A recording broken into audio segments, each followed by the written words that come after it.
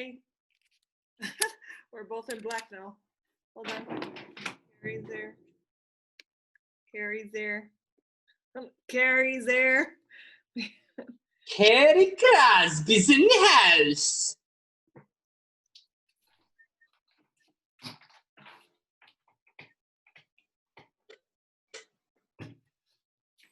Hey, am I too dark? Do I need more light? I think I need more light. Hold on. No, you look like a Latina. Like what? You look like a Latina. Do I? That's funny. The question is, what kind of Latina? A Cuban Latina. How do you know? How do you know? How do I know? I don't know because I know you. Carrie, you're muted. Carrie. What's up? What's up? What's up? Carrie, can you feel me poking you? I'm poking you right now. I'm poking No, your I forehead. can't feel it. Oh, there it is. Harry, you heard that the fire coming out of Raymond's mouth right now? Hi, MJ. There's The MJ. fire.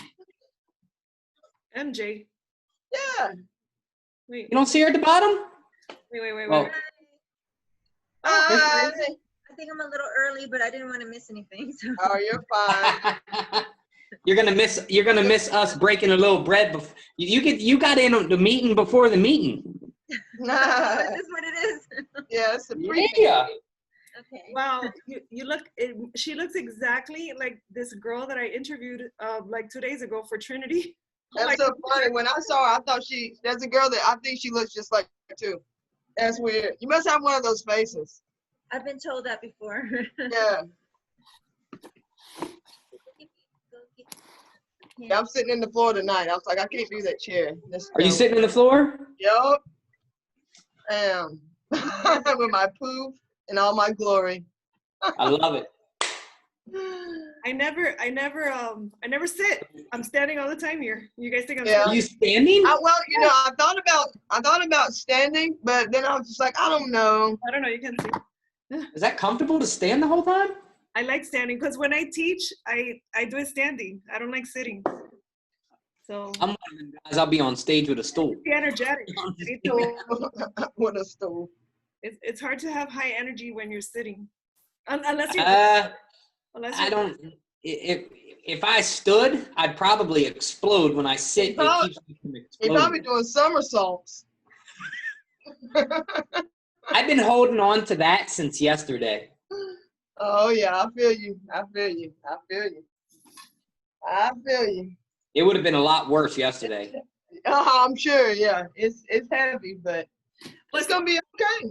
Someone like you needed to stand up and say that. That was so good. That was so good. Like I knew you were saying that you needed to say it, but it took a whole other meaning when you actually did it. Like Yeah. Thank you. it was like Carrie, I still haven't got you my booklet. Yeah, man. I'm not gonna have you. If you don't come up with no booklet, you just won't have no booklet. We gonna roll with it. I love telling people just pen and paper. Roll Get your with pen it. out. That's right. I'm so old school when it comes. Do you know when I had my construction company, right? When I started my construction company, the guy said I was doing a proposal and I had a piece of paper and it's one of those ones, it's like the pink paper, the yellow paper, the white on top. And I was ripping him off a copy. He's like, email it to me. And I'm like, what's that? And this was only in like 2010. Yeah. Oh God. Yeah, I had to call my ex-sister-in-law to come to drive an hour to my house to show me how to email. Oh my goodness. Yeah, it's so you can see where I struggle. Well, yeah, no, I understand. I completely understand. I mean, a lot of this stuff, seriously, the only way I've learned it is pulling up YouTube videos. I'll be up like 2 or 3 hours just to figure out something that only takes me 5 minutes to do. Drives me crazy. Yeah. The guy tries to tell me that. Look at YouTube. And I'm like, I looked at YouTube to try to do Canva and I almost threw my laptop. Oh God. Hey, you want to hear? All right, I'm giving away too much of my dumbness. You know how you get the thing on your laptop on your screen where you just click it from the home screen. You know, say What you now? can have, you got like your Zoom, you got your Google, you got your YouTube. Oh you yeah, just the click little it. icons, the icons. Yeah, Yes, I don't even know how to get those on. like a shortcut. Yeah, Oh my God. stop it. I told you I didn't want to let my dumbness out, but All you gotta do is drag it, right? where's Mr. Jack at? Jack is like, come on, Jack. He might be sitting out waiting to get in. He just Oh, he said, where are we meeting? Come on, Jack, you're slacked. oh, he's He there. said, He's listening. yeah, He's there. Is he here? Mhm. Jack. yeah. There he is.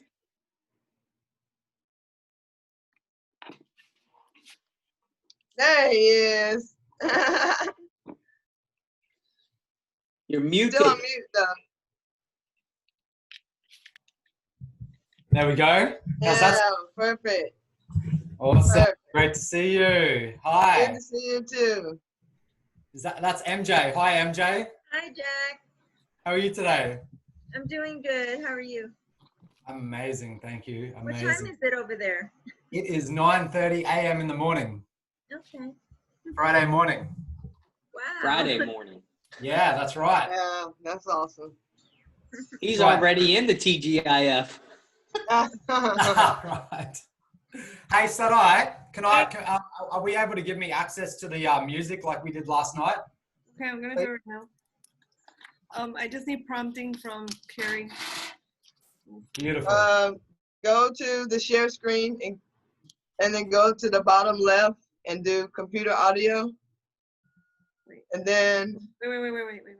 Multiple participants shared. Okay, there. And then what? okay, what did you just do? I went to share screen. I clicked on the little arrow, and then I put like multiple Okay. participants. Yeah, you got it, girl. Then you should be able to do the audio yourself, Jack. That's it. Yeah. Cool. Let's do a little test. I found a Found something better? Something different? Are you going to Yeah. the same one? No, I got our intro song. See if you can hear this.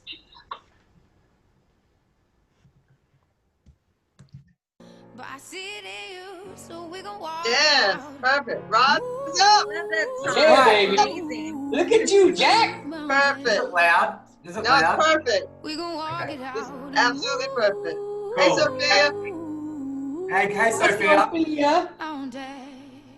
Carrie, can you just prompt me if it gets to like the music when I turn the music up each time? Can you just say like Jack down or up because I think it might be different for each song. Okay, Yeah. that was perfect though. I thought that today. That's funny. That's great. Oh, I posted the link in the right here because I'm trying to look for it in the Google Maps. It's in there. Hold on. Hi, Lori. I invited you to a group. Did you should be under your invite? Sorry. Not to the group? Good morning. Hey, Jamie. Good morning, Jamie. Welcome. Hello. Hello. Thank you for being here. Thanks for having me. Yeah, Well- baby. We're about to, Miss Anthony, we about to break bread. Yeah, baby. Hey, Laurie, Oh, ready to break. your stage name's Carrie. I sent you the link for the Google. I'm sorry. Your stage name says Carrie. I'm on her computer. Oh. Yeah. All these beautiful faces. Yeah, welcome in. Welcome in. Where do you live, MJ? Texas. Texas. Very south. That's the great country of Texas, by the way. Yeah. I've got a lot of good friends in Texas. What city are you in? What now? What city are you in? Corpus Christi. Oh, I haven't been there.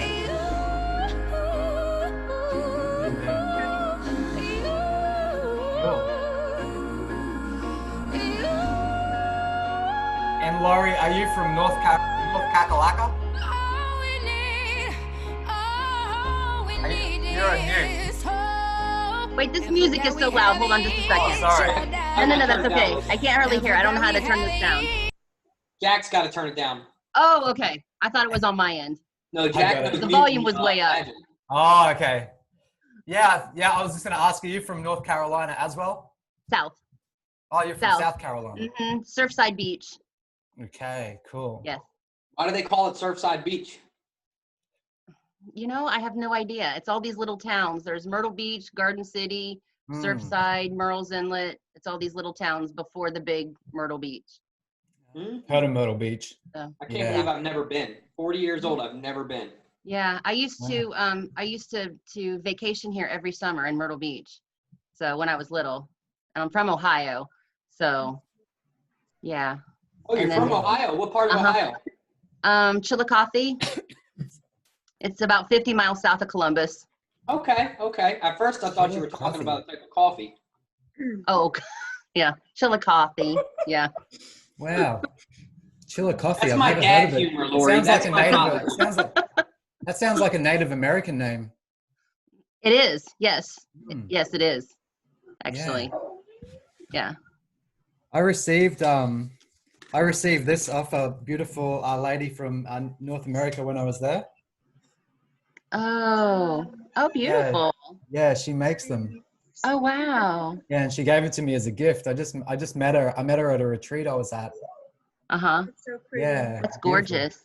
Yeah. I felt very privileged. Yes. Yeah, it was like a christening. Right. Yeah. Yes. And Sophia, whereabouts do you live?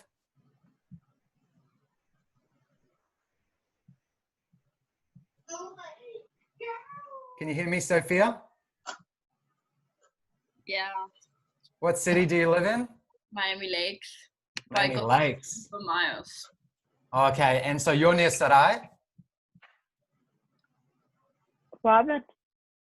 Do you live near Sarai? Yeah, I think so. I know Oh, I live have you- close to like a business thing. What's up, Angel? There's Angel. Hi, Peeking in Angel. there. You playing peekaboo. Yeah. I think that's Alexandra is showing up. Mr. Michael. What's up, Mr. Michael? What up? Yes. What's up, Mo?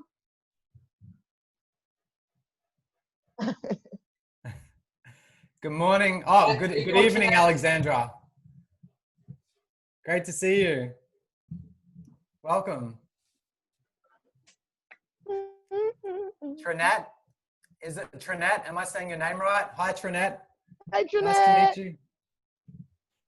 Alexandra's in the house.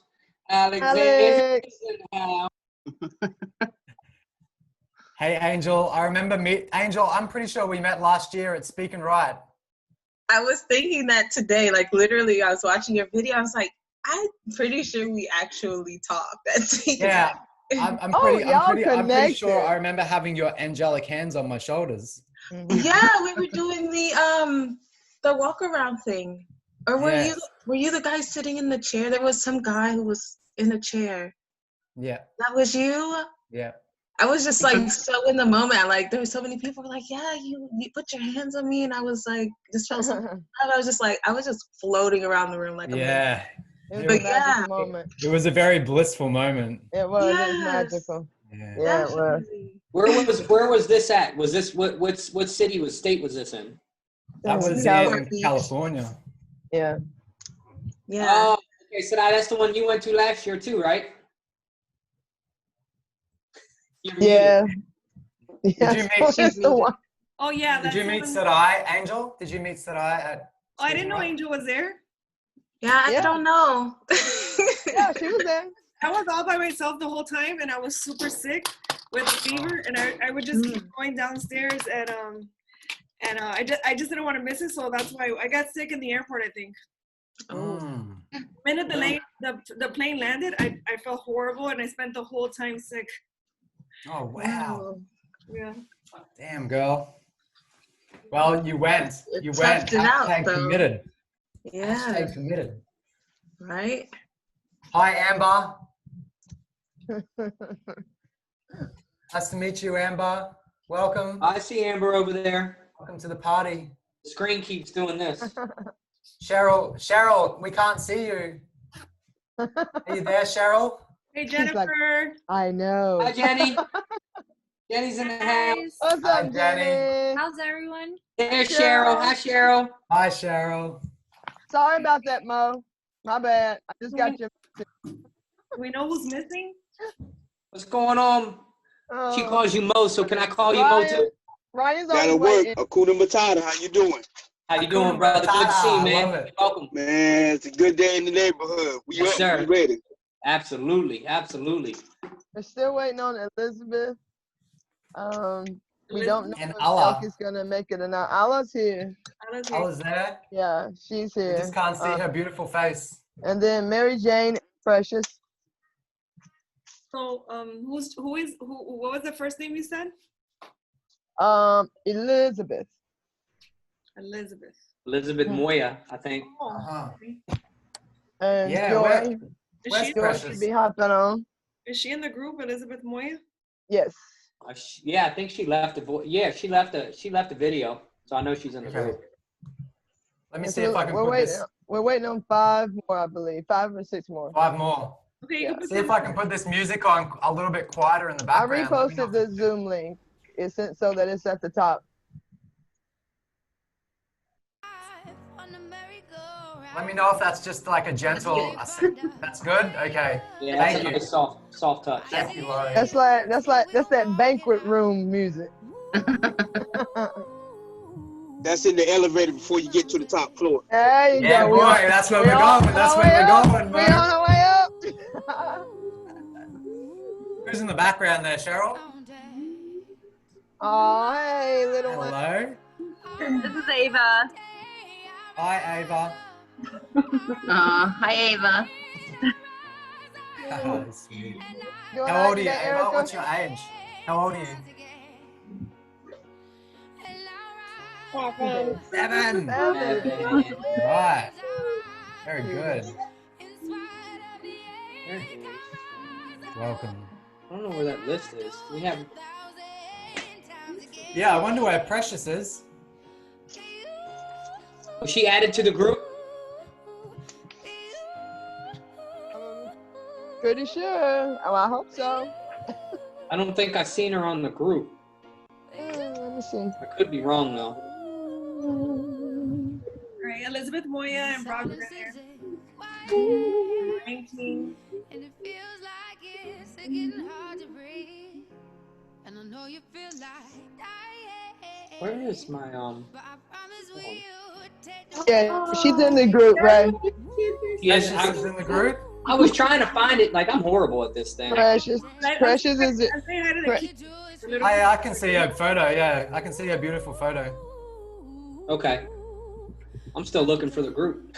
What up, Ryan? There's Mr. King in the house.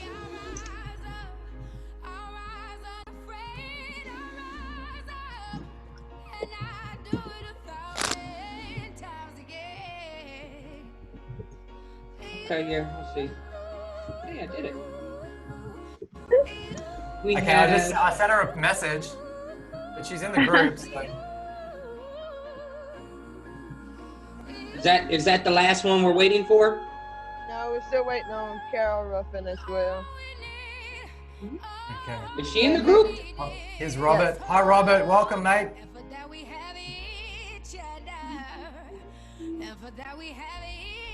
Okay. What's up, Robert? I see Robert showed up. Yeah, Rob just rocked in. There's Elizabeth. Elizabeth's in the house. How you doing, Elizabeth? Hey, what's up, everybody? Doing Ryan. fantastic. How are you tonight? Doing well, doing well. Trying to stay cool in this heat.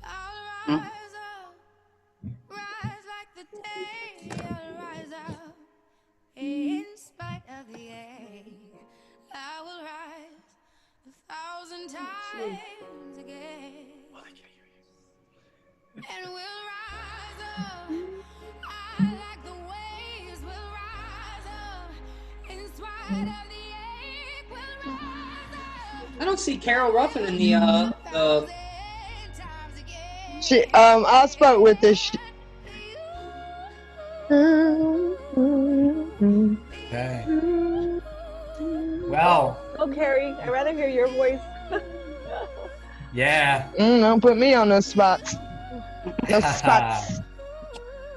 You and Jennifer could sing together. Yeah, Jenny can blow it out now. For sure. All right, Carol is coming. We can go ahead and get started if y'all would like to get started. Unless y'all want to hear Raymond sing. He said he might sing. Me? Oh. Hey, I did my other rise on my video. Angel. I'm just kidding. I'm most messing. I did my hip hop rise. Rise, rise, rise, rise.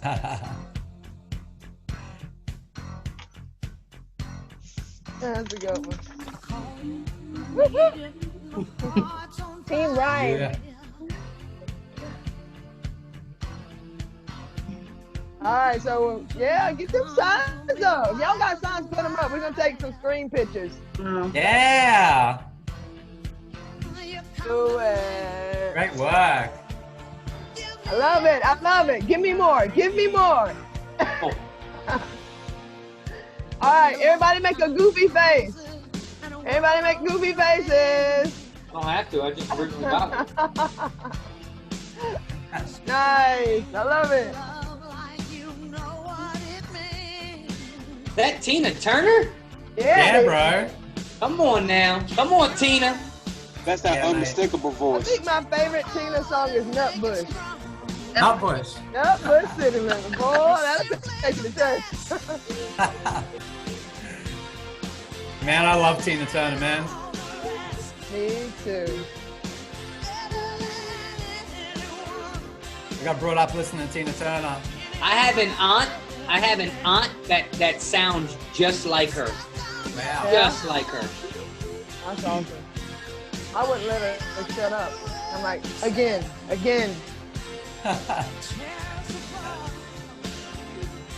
Cool. Well, I hope everyone's been having an amazing day today. I think it's So about let's time we go got ahead. started. Yeah, let's go ahead and take care of the technical stuff while we still got the music flowing. So Yeah. if you have any questions as we go, we do not want you to keep them to yourself, okay? Y'all ask questions. That is what we're here for. We want you to leave here with clarity. And where there's lingering questions, there's a lack of clarity. It's not that there's clarity's not there, but there's a lack of clarity. So if a question comes up, ask the question. If you don't In want to saying that, interrupt, Carrie, can I just pre-frame that? There'll be like Can you time turn the gaps. music down? Can you turn the music down?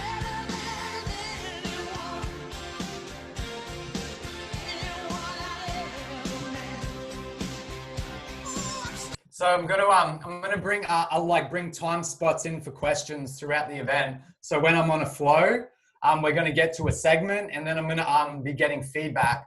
So just to add on to what Carrie was saying, that right. what you ask, what you put into this is what you're gonna get out. What you put into this is what you're gonna get out. Playing 125, but I'm gonna bring those little gaps in to make sure that I can continue the thread and then get feedback. Does that sound good, everyone? Yes. Cool.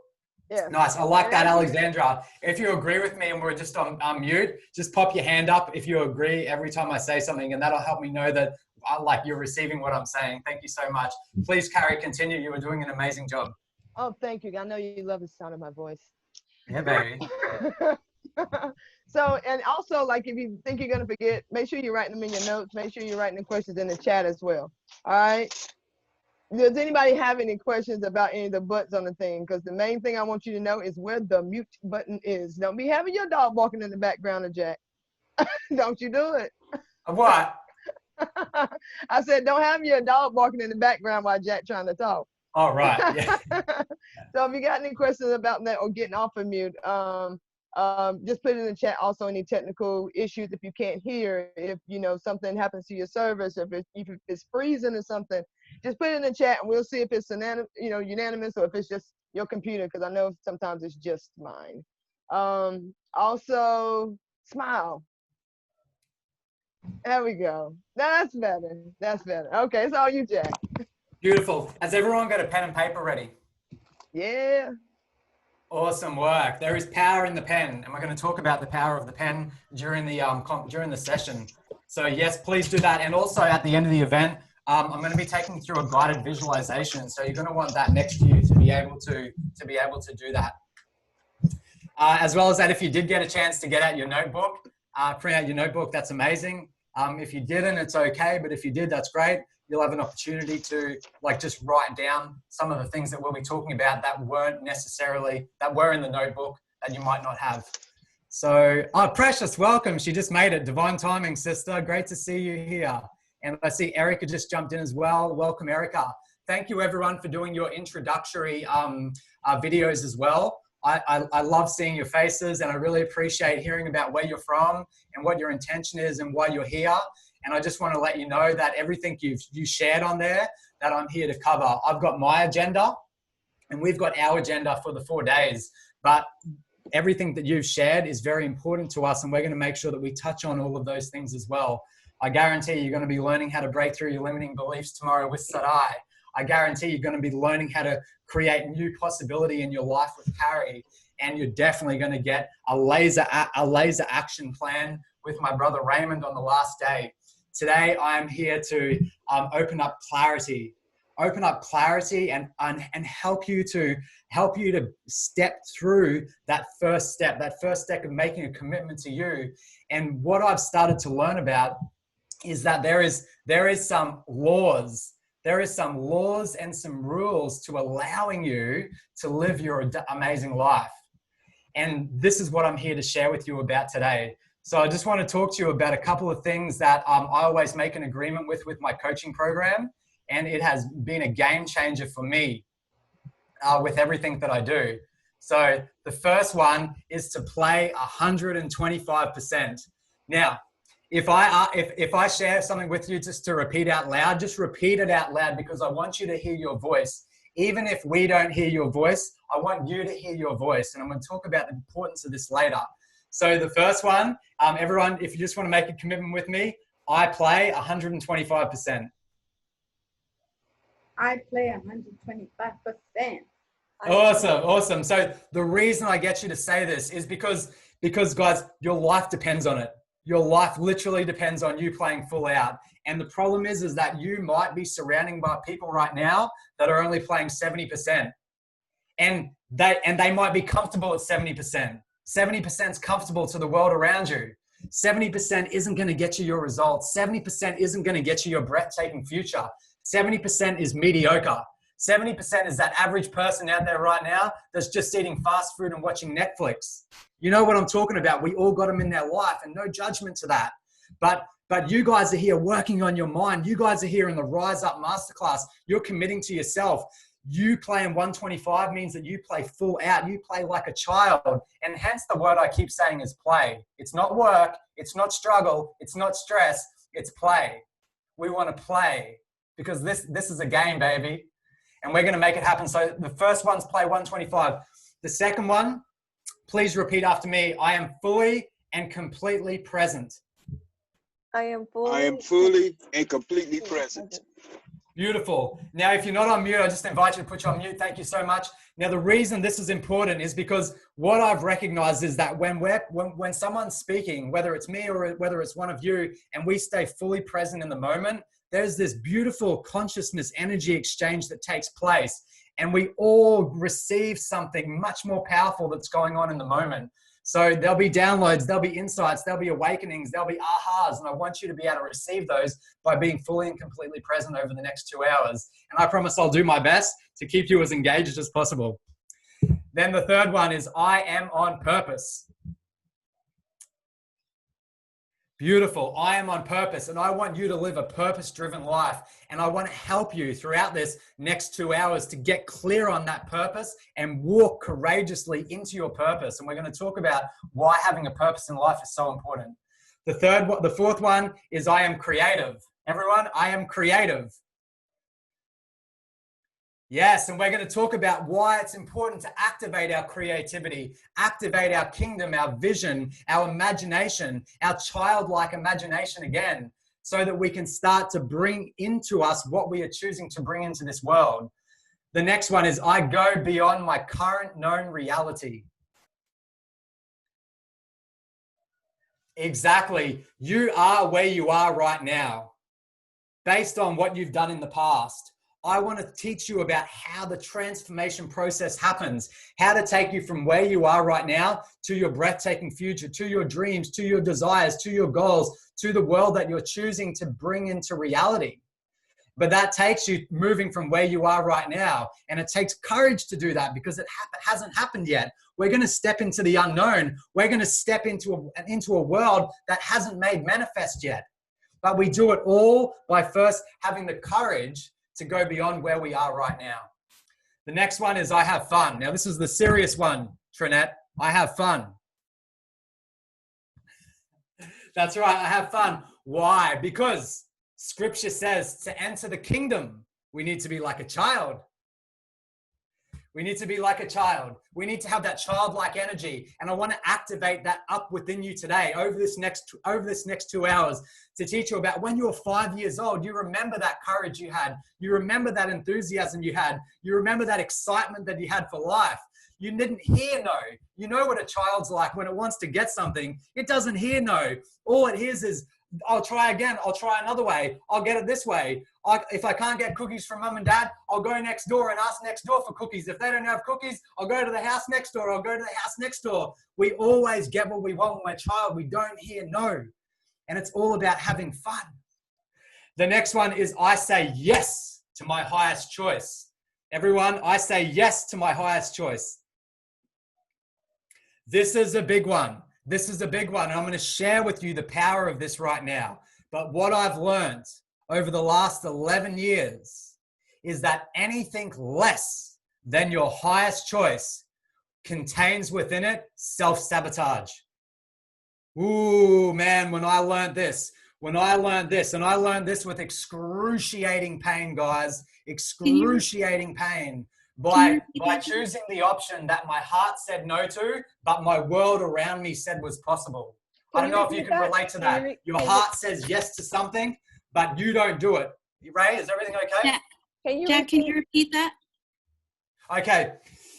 I said that when your heart says yes to something, but we don't listen to our heart and we drown down the voice inside us because of the crowd around us, and we listen to the world around us, it always ends in self-sabotage because we're not following our truth. We're not following our heart. And I'm going to talk about what's happened in my life and how this has led to excruciating pain in my life, several times burning myself out and several times self-sabotaging and falling back down the mountain, years of progression because of not following my heart and listening to other people. And then the last one is I give myself permission to receive, enjoy, thrive, imagine, and be permanently victorious in my heart's desire right here, right now, and continuously.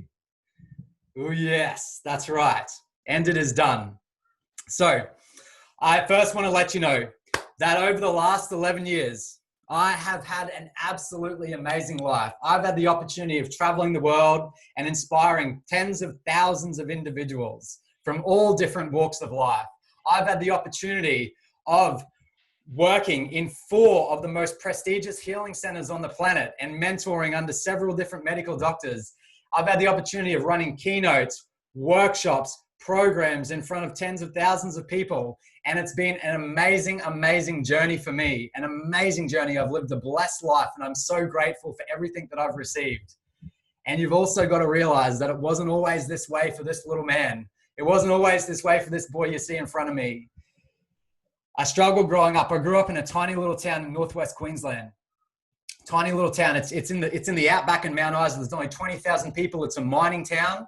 It was a rough town. It was in the middle of the desert. There was nothing around us. And it was the first wet zone for all the native Aboriginals in Australia. So there's all these dry zones in Australia in the outback. They don't allow alcohol in there because there's a big alcohol problem. It's happened a lot where the Europeans have brought that into areas where it wasn't meant to be. And so there's a lot of alcohol abuse. There's a lot of drug abuse. And there's a lot of damaged communities. So this town was the closest wet zone to all of those. So growing up in this town, alcohol abuse was huge, guys. I used to see kids sniffing paint on the street, then walking around like walking around crazy coming after me. There was intensity in the streets, and I struggled a lot because I was the smallest kid. I used to get picked on a lot. I used to get bullied a lot. I remember hiding under the classroom at the age of 14. I didn't want to go downstairs to the bike racks because I just saw like aggressive abuse with the children, because the children were picking it up from mum and dad, from the homes, you know, and they'll bring it into the schools. I know I'm not alone. I know you guys can relate. I know that you've experienced this too. And it was just really rough. And then my home environment was rough too. Mum and dad used to clash bad. And I was the oldest son of 6 kids. So I was the one standing between mum and dad at the breakfast table, at the dinner table, when they're going toe to toe, when they're going head to head, and my little sister's getting OCD disorders. I see them like opening and closing closets, opening and closing. Jack, please don't let them fight again. Jack, please don't let them fight again. My little brothers start going silent. You feel the tension starting to build up in the house. So I didn't want to be there. I didn't want to be there as much as possible. I didn't want to be there. So I'm running around with my friends at 13, getting into all sorts of mischief, just doing whatever the hell I could to keep out of that house, because I didn't want to be there. But at the same time, I'm feeling deep guilt because I know my mum's getting hurt. I know my little brothers and sisters are picking up a lot of trauma.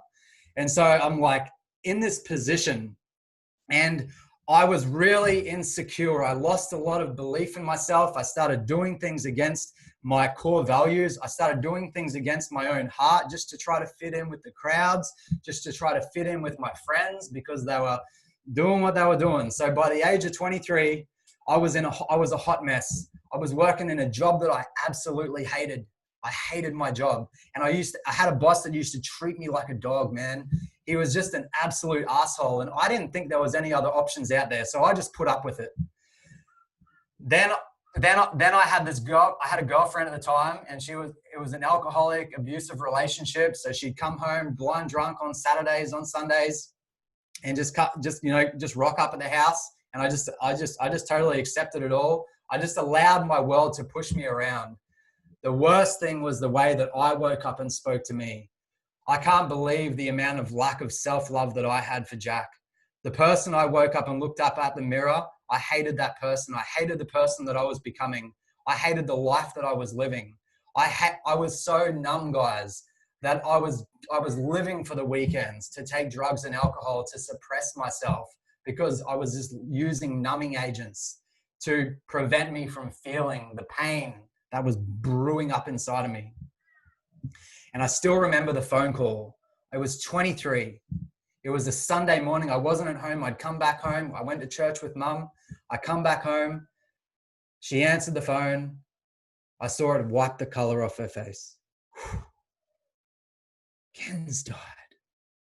Ken's died. I saw her knees buckle underneath her, and I caught her as she almost hit the ground.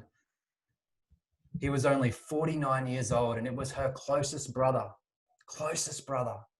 And I loved my mum. I had a great relationship with my mum. And so he was my favorite uncle too. And I used to love him, Uncle Ken. Just died.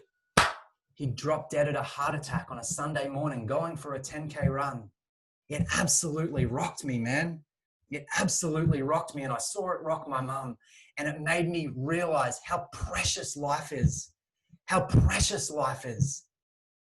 And I sat down, and I seriously, life can be taken at any moment. Any moment. It was the first time I'd learned that lesson. And I said, what the hell am I doing with my life? What am I doing with my life? I'd stepped into those jobs. I'd be doing all those things, trying to fit in with the world around me, trying to make the world around me happy, thinking I can't be happy, totally codependent on my world. I can't be happy if my world isn't happy. Can anyone relate to that? Being in environments like that. And I was betraying my own heart. And every time I did that, I lost more self-love. I lost more connection with my intuition, with my inner guidance system, that connection that we have with our spirit, with our soul. And the numbing was suppressing it every single time I did that. And I sat down and I said, Jack, what do you want to do with your life? Not dad, not what do I want? You mean not what dad wants? Not what mum wants? Not what my school wants? Not what my friends want? Not what my community wants? Not what my society wants? Not what all of that's telling me that I have to do? What I want? What do I want with my life? I don't want to die knowing that I didn't even try. I don't want to die. I don't want to die knowing that I didn't give Jack a chance, that I didn't follow my dreams, that I didn't touch my potential. I knew I had potential in me. I knew I could just feel it. I always felt it. I don't know if anyone can relate to that. You just know you've got something in you. You know you've got something in you, but you haven't been able to see it. You haven't been able to access it. You haven't been in an environment that's shown it and supported you and shown you what's possible. That was me. But I wasn't supporting me either. And it was that sacred question, guys. Instead of living for the weekend, instead of worrying about what I was going to get drunk on, what drugs I was going to take, instead of worrying about going and trying to, hook up with girls to impress friends, going and doing things that were mundane, I started saying, what do I want to do with my life? I started saying, why am I here? Has anyone ever asked themselves that question before? Why am I here? This is a sacred question. When you ask this question, you awaken something within you. You awaken the deeper meaning of your life, why you were given birth on this planet. And everything started to change in my life. Everything started to change because I answered the question. I wanted to travel. I wanted to see the world. I wanted to inspire people. I saw the suffering that all that caused. My Uncle Ken died. I wanted to stop that happening. I wanted to stop heart attacks happening to people. I wanted to stop people dying before their time. I wanted to stop all the disease that was going on the planet because I was seeing it everywhere. People are sick. Sickness is happening. Emotions being suppressed. Food addictions, alcohol addictions, drug addictions. I wanted to help this. And I wanted to do it from an inspiring place, not from a space of fear. Because I'd seen a world move people into action through fear, and I wanted to do it through inspiration, and I knew it was possible. And so I started changing. I started removing myself from environments in my life that were toxic.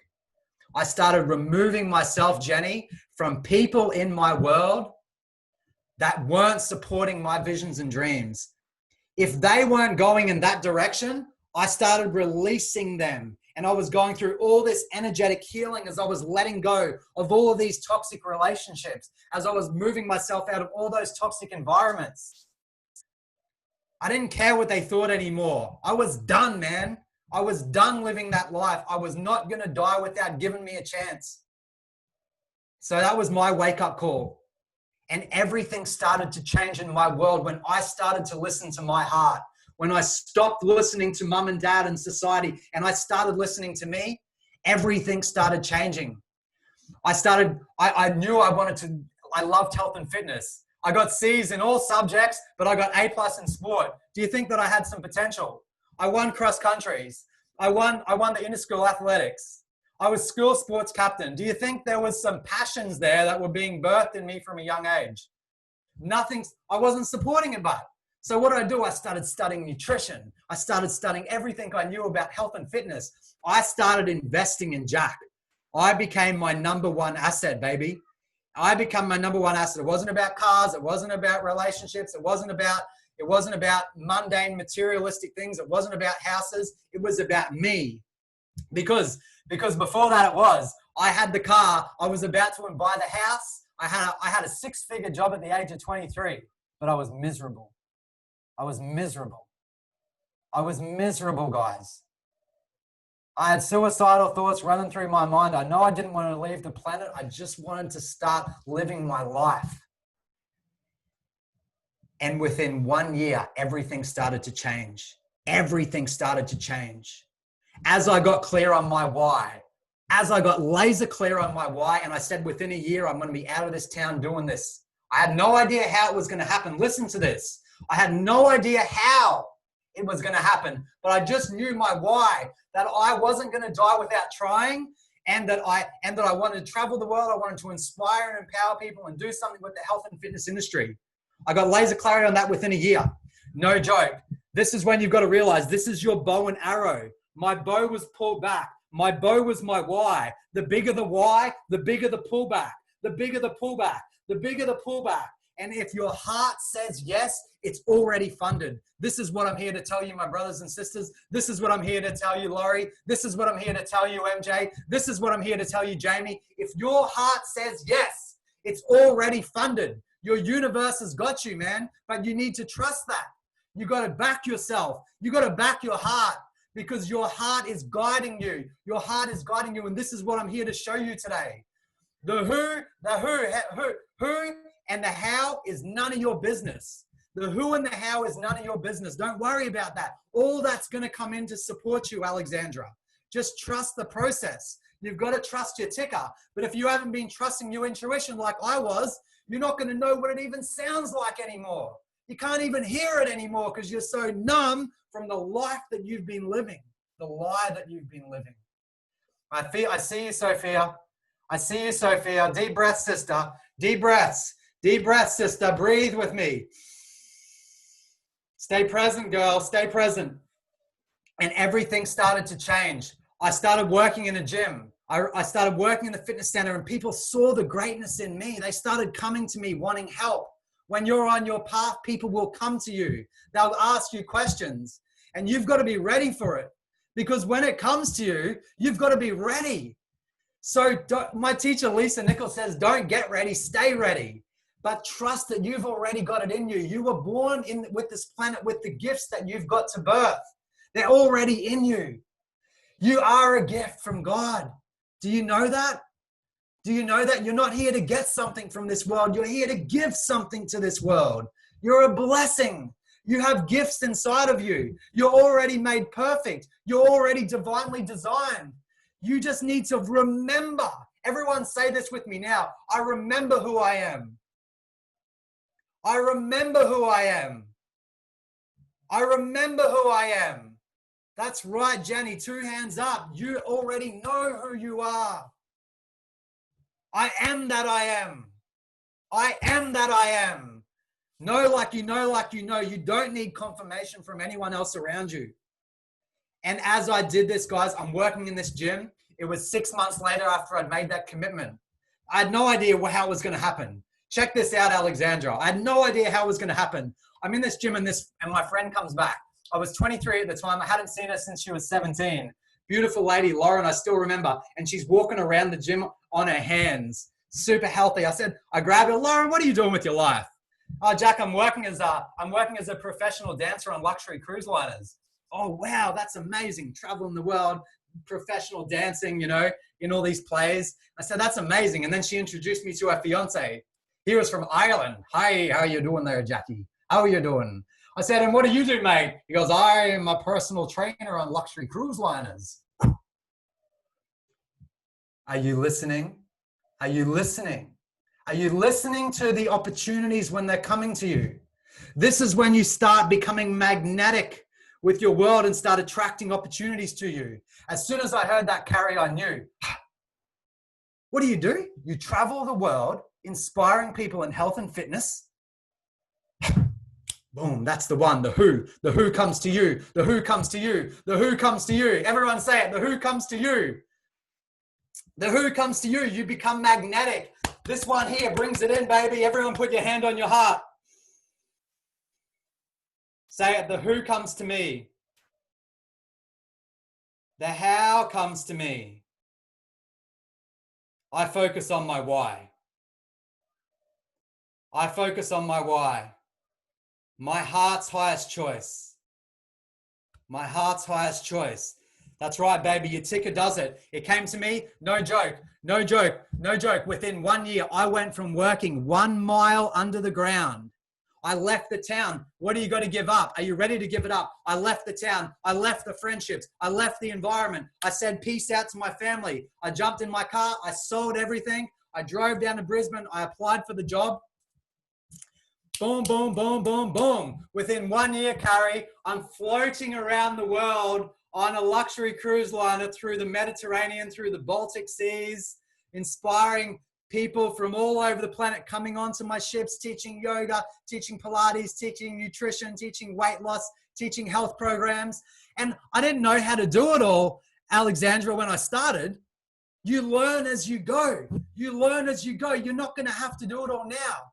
I didn't know it all. I learned it as I went. I backed myself. I backed the jockey. I trusted the process. I learned as I went. You're going to learn as you go. You're going to put yourself in situations that are going to bring your gifts out in you. It's not until you're challenged will they come out in you, because diamonds are made under pressure. Boom. Chakalaka. Sorry, get me fired up. Ray's feeling it. Diamonds are made under pressure. That's when you're going to learn. You're going to learn as you grow. You're going to birth them. Right? Fire. Yeah, Ray. Put that up, baby. Put that up. I see you down there, brother. I see you down there.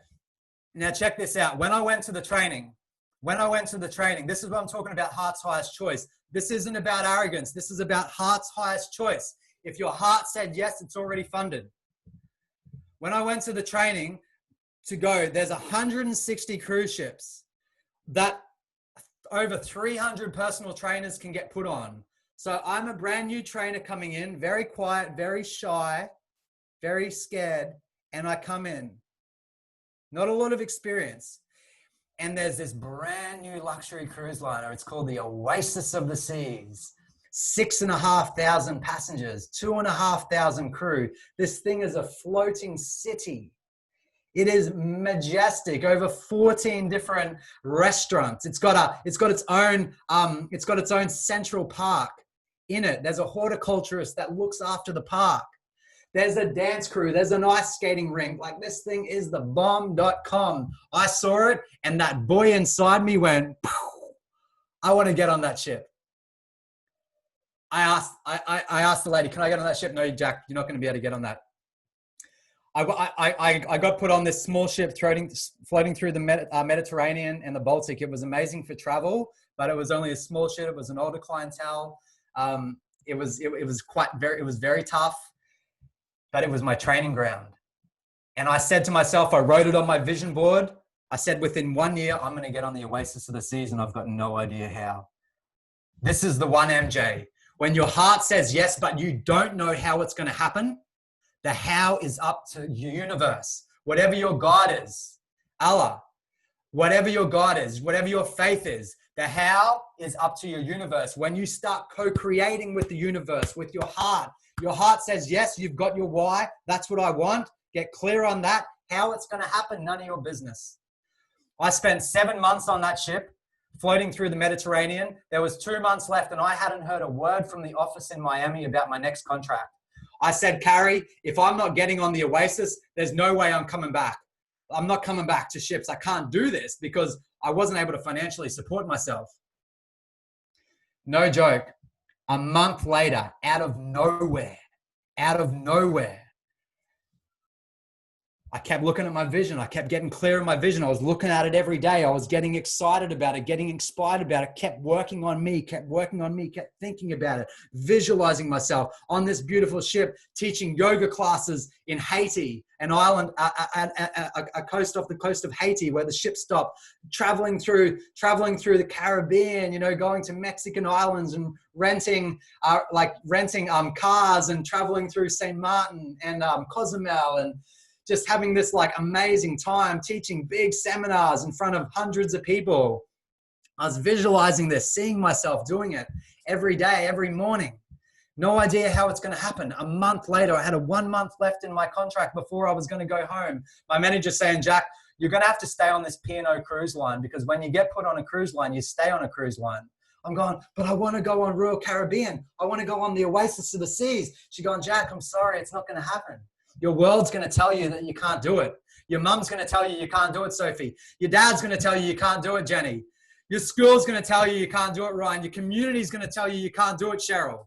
Don't listen to them. Listen to your heart. If your heart says yes, it's already funded, Carrie. It's already done, but you got to walk in faith. You got to walk by faith, not by sight, not by these eyes, by the third eye, by your vision, by your desire. It calls it in. the manager that looks after all the personal trainers, for some reason, quits his job.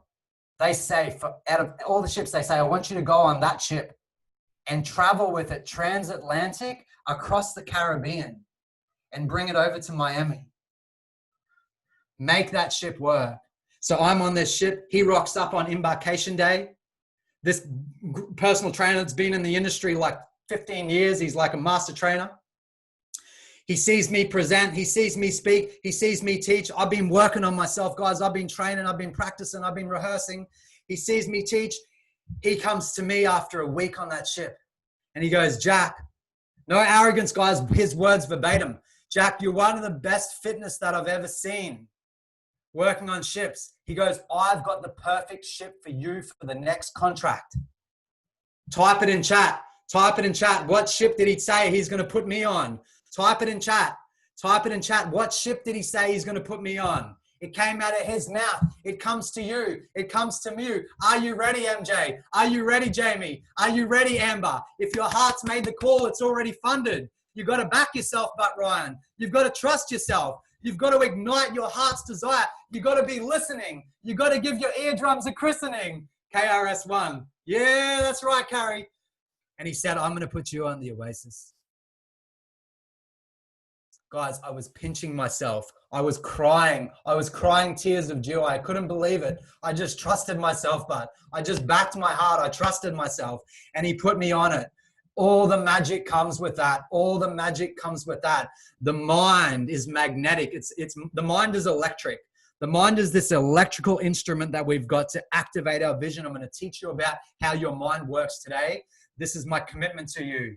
Your heart is the activator of your magnetism to attract everything into you in your life. When you synchronize your mind and your heart, you create coherence and you become this vibrational field of attraction. You become this vibrational field of possibility.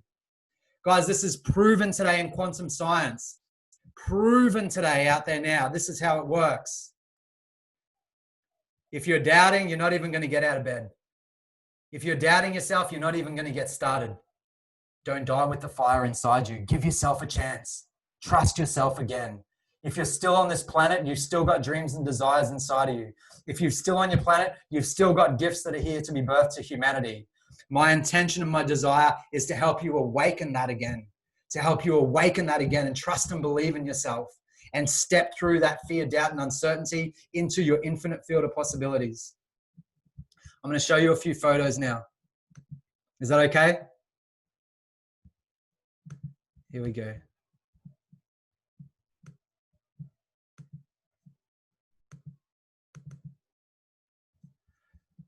All right, can you see this slide?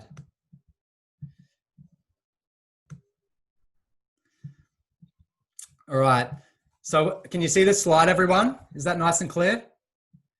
So dream big. The size of your life will be defined by the size of your dreams. Write that down.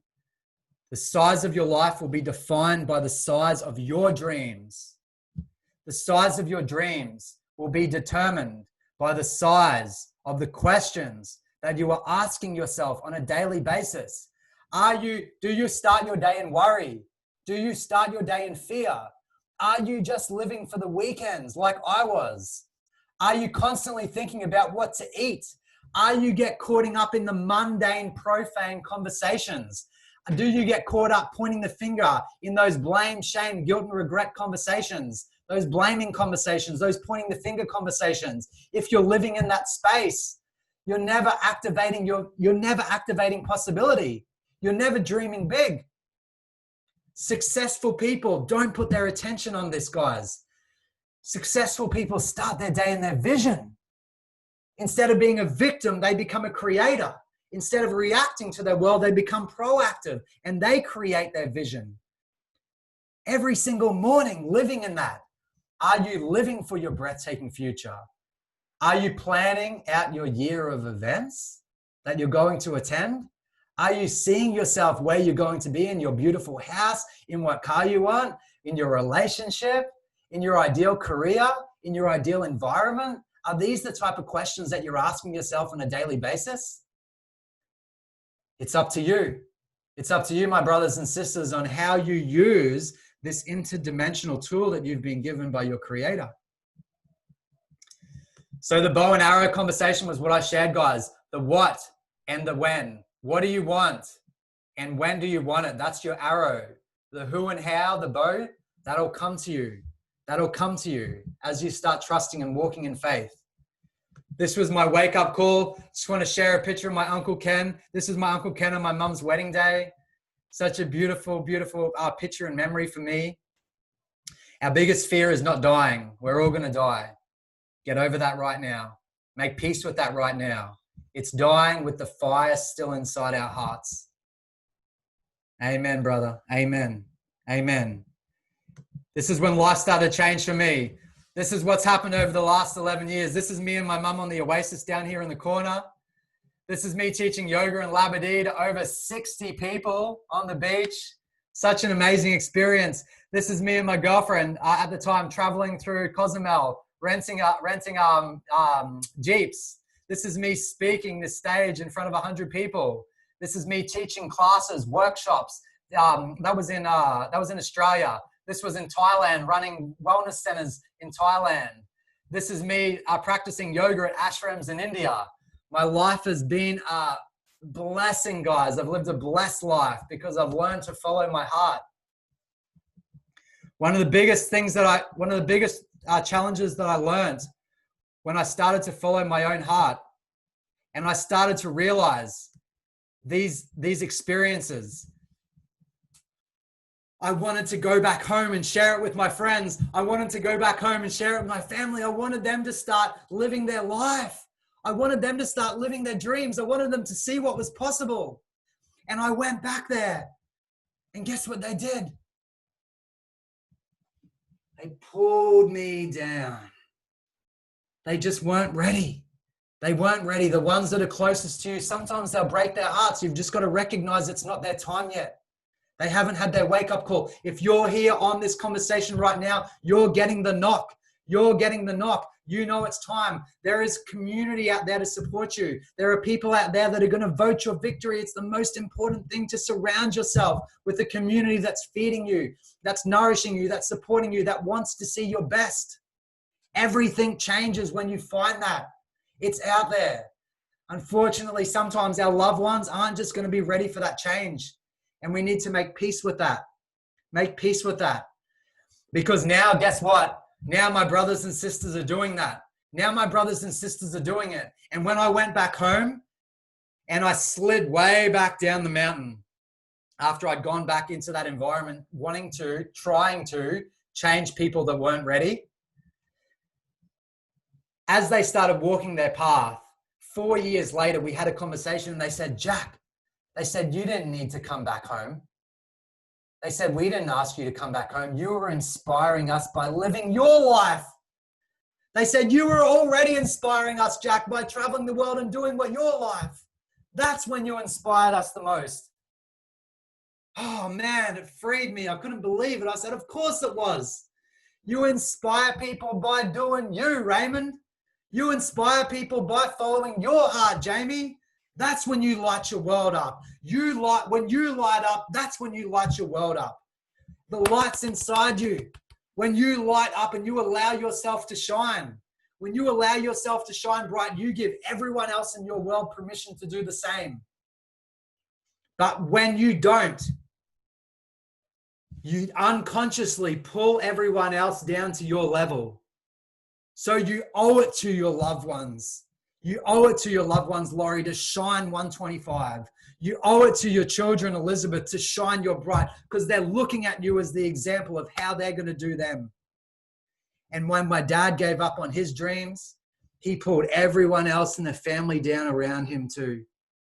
And he didn't even realize. He thought because he was playing safe, because he was living in fear, because he was afraid of the unknown and he didn't know what was going to happen, he played it safe. But by doing that, he shut down his guidance system. And we do it all the time when we let fear control us. Do you want to learn how to free yourself from fear? Give me a show of hands. Who wants to learn how to liberate the fear? Who wants to learn how to understand how their brain functions so they can start awakening their God-given gifts?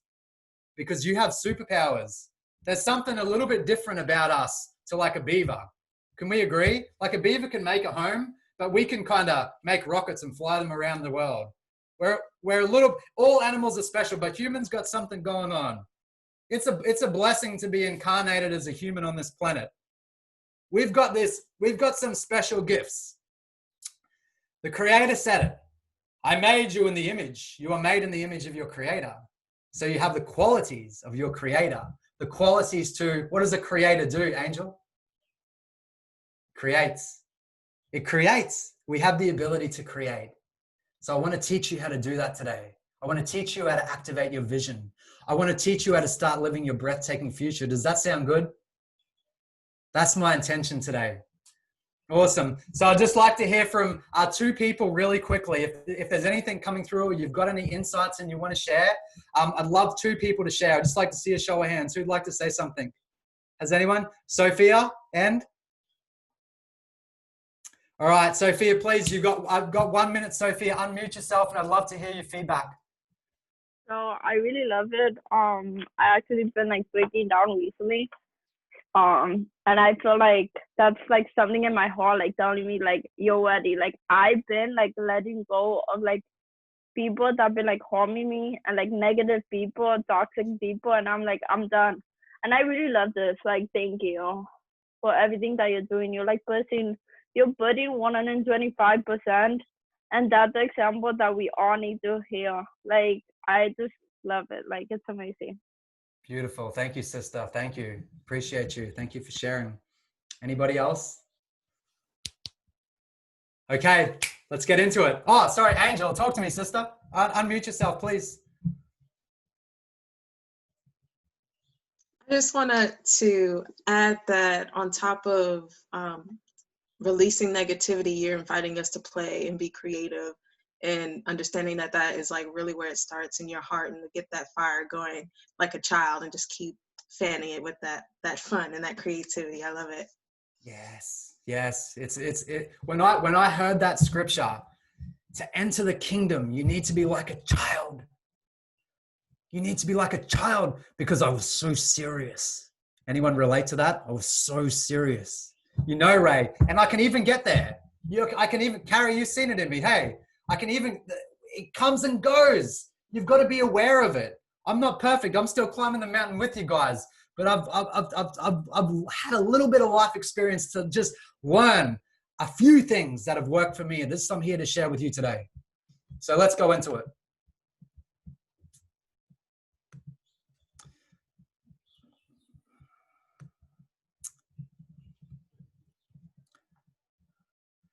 So there's a few laws of success that I've learned, and you might have this printout. I shared it first. Anything less than your highest choice contains within itself sabotage. So I'll say that again, because I can't say this enough. If your heart said yes, it's already funded. How it's going to come ain't none of your business, Sarai, but it's going to come. Just trust the process. Why would you pick anything less than your highest choice, Angel? Why? What in you would pick anything less than your highest choice, Elizabeth? What inside of you? Because it's not your heart. It's not your heart. It's your fears that it's not possible. If your heart said yes and you go, no, heart, actually, I don't think that's possible. I'll choose this option here. And you go in that relationship, Angel, you know, the relationship that you didn't really want it, but you got it. Did it really satisfy you? You know, the relationship, did it really, you know it. You wanted that car. You wanted that car, but you chose that car. And now you're in that car and you're like, I don't really want that car. I got that car, but it's not bringing me the joy that I wanted, because the heart said that car. Whatever your heart said yes to, your dream, go for it. Go for it. There's boldness in that, but there's power in that too. The second one is make your own cup overflow. So when I have more than enough joy, I automatically share. Automatically. I love to share. Everyone loves to share. So commit to having more than enough, whatever it is you're wanting to share. More time, more energy, more love, more money, whatever it is. Let your cup overflow so that you can be in that space of giving. Be in that space of not needing anything. The third one, fear. If I'm holding back from doing something that I really desire to do, it's based in fear, right? I really want to go and start my business, Sophia, but I'm scared of doing it. So am I making an action based in love or based in fear? If I don't do it, it's in fear every single time. So just recognize that. Recognize that every single time, MJ. Fear cannot exist in love, right? If I'm feeling love, Carrie, right now, and something comes in to scare me, it won't scare me because I'm vibrating love. You know, when you're in that space of just loving love, Jamie, nothing brings fear to you. Nothing. So you've got to check that in on a daily basis. Am I emanating love or fear? Darkness can't exist in the presence of light. For a long time, Raymond, I used to want out fight darkness when I realized it was out there. And I've seen some stuff, guys. I've been in the favelas in Rio. I've been in the streets of Bangkok. I lived there for a year, where women, prostitutes are everywhere, and they're conditioned to thinking that they have to be. I've seen kids on the streets in India where parents go and take the baby, and then they rent the baby for a day to go and use the baby to make money. I've seen like vicious abuse of violence on the streets. And I used to want to go out and fight it. But guess what? If I walk out with a shotgun and start shooting rounds into the dark, boom, boom, let's go darkness, boom, boom, boom. Does it do anything? All I do, I turn the lights on now. I just turn the lights on. I ignite my light everywhere I go. And that's my commitment. When I walk into a room, I ignite my light. Darkness can't exist when the light's turned on. Only love is magnetic. And we're going to talk about how you become magnetic by using your love, using your heart to awaken and attract everything towards you. You become like a super attractor for everything you want. You know, when you've been in a space of love before or a space of joy, people just want to be around you, or you've seen someone that's like that and they're just so charming and you just want to be around them. Someone like Will Smith's a perfect example. Will Smith's dominant question that he asks on a daily basis is, how can I make this moment more magical? What's your dominant question that you are asking on a daily basis? Fear repels our good and love attracts our good. So if we're in fear and we had an opportunity coming to us, if we're living in fear, even if that opportunity comes, we're probably not going to accept it because we're in a state of fear and we won't actually see it. So just remember that love is going to attract your good and fear is going to push it away. What we judge in another, we bind to ourselves. This was huge for me, man, because I used to judge my world so bad. I used to be a judge. I used to criticize. I used to condemnate. And what I realized is if I judge it in someone else, it sticks to me like glue.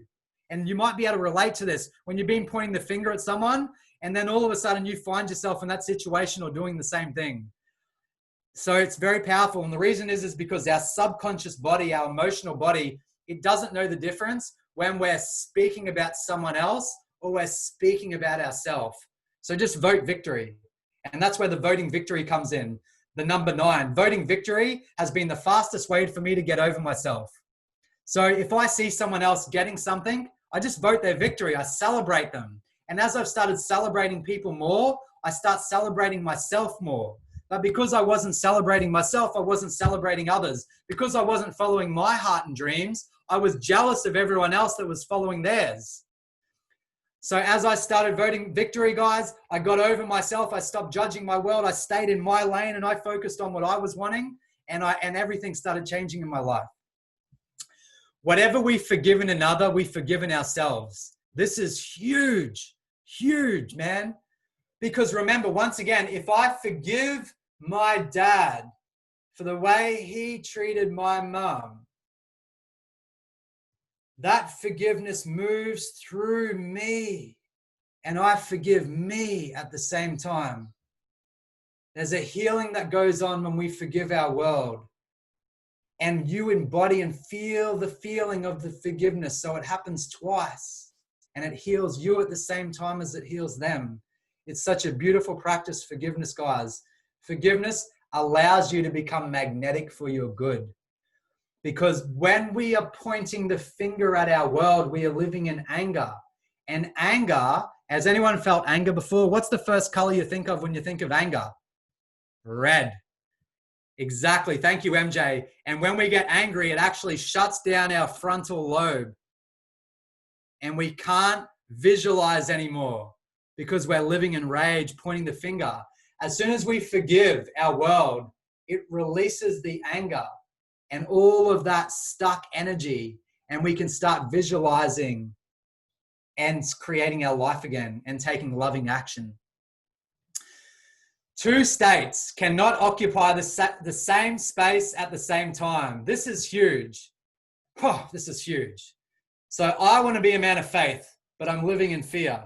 Well, you get to choose, Jack. Do you want to be in fear or do you want to be in faith? Because you can't be living the same. So you are either optimistic and you trust that something's going to come good to you in the future, or I'm living in fear of the past. I get to choose which state I occupy. If I've got hate for someone in my world, I can't be living in a state of love. So I get to choose, Jenny. You get to choose. Are you going to choose fear or faith? Are you going to choose hate or love? Are you going to choose anger or forgiveness? If we are angry at our world, we can't be living in forgiveness. So it's a conscious moment-to-moment choice that we have power of. And then the last one is what we keep a large portion of what we imagine for others. So this has been a powerful lesson for me. There's a great practice in India, a great practice in Tibet, actually. The Tibetan monks do it, the bodhisattvas, where they make this altruistic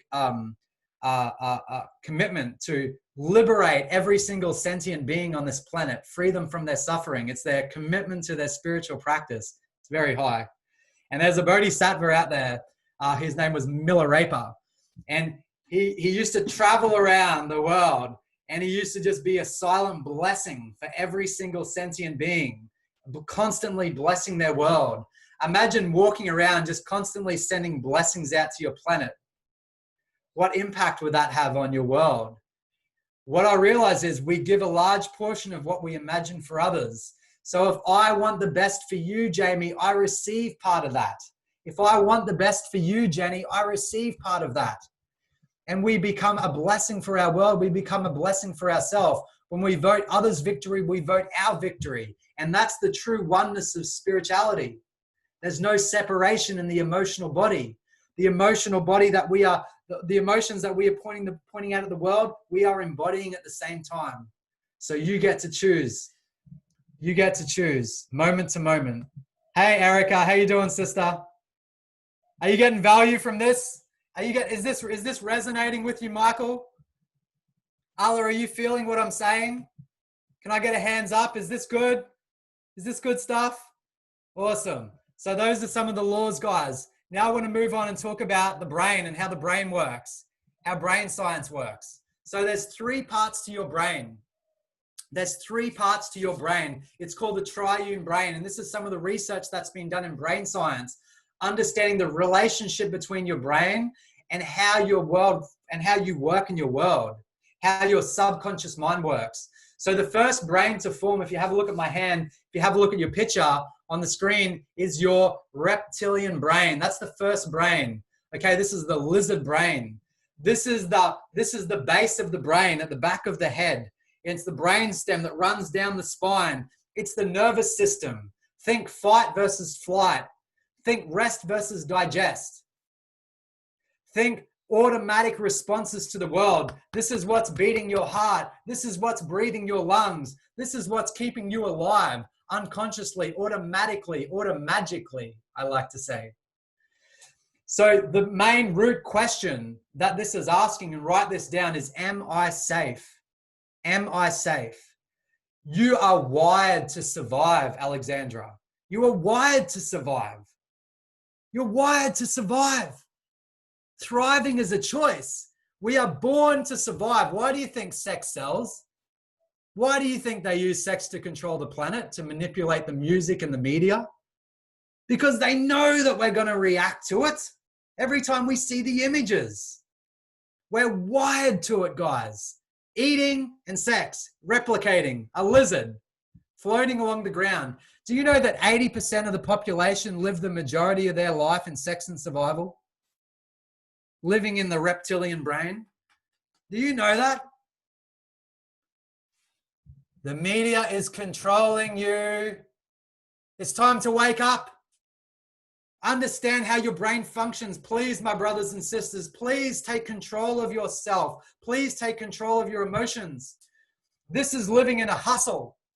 The hustle is the grind, the hustle and the grind that you hear everyone talking about. This is reactionary mode. This is living paycheck to paycheck. This is living week to week. Constantly just focusing on where my next thing's going to come from. Most people are living this and they never get out of this their whole life. The second part of the brain to form is the emotional brain. This is the limbic brain or the mammalian brain. This brain is the seat of memory and emotion. Memory and emotion. The root question is, am I loved? Am I loved? I can take you into a memory right now and you would activate an emotion and you could feel it right now, the same emotion that you felt in that space. It could be an emotion that triggered fear. It could be an emotion that triggered love, and you could activate it right now. You might have felt it in my story. When we share stories and I feel emotions, you feel my emotions at the same time. If we are a mammalian brain, think about a bear, a mama bear. A mama bear looks after its baby. It has a mammalian brain. A snake drops the eggs off and takes away. That's the difference between a reptile and a mammal. And then we've got the final brain to form. This, ladies and gentlemen, is the crowning achievement of humanity. The crowning achievement of humanity. Everyone touch the front of your head for me, please. And say, neocortex. This is your neocortex. This is what 40% of your brain is made of. 40%. The next closest animal in the animal kingdom is a monkey. It only has 15% of its brain. This is what separates us from the animal kingdom. This should be the CEO of your life. This is where you can activate your imagination. This is where you can activate visualization. This is where you activate logic. This is where all your power is, in your neocortex. This is where you activate 3 superpowers that separate you from all other animals in the animal kingdom, that make you a creator, which makes you highly responsible on this planet, let me say.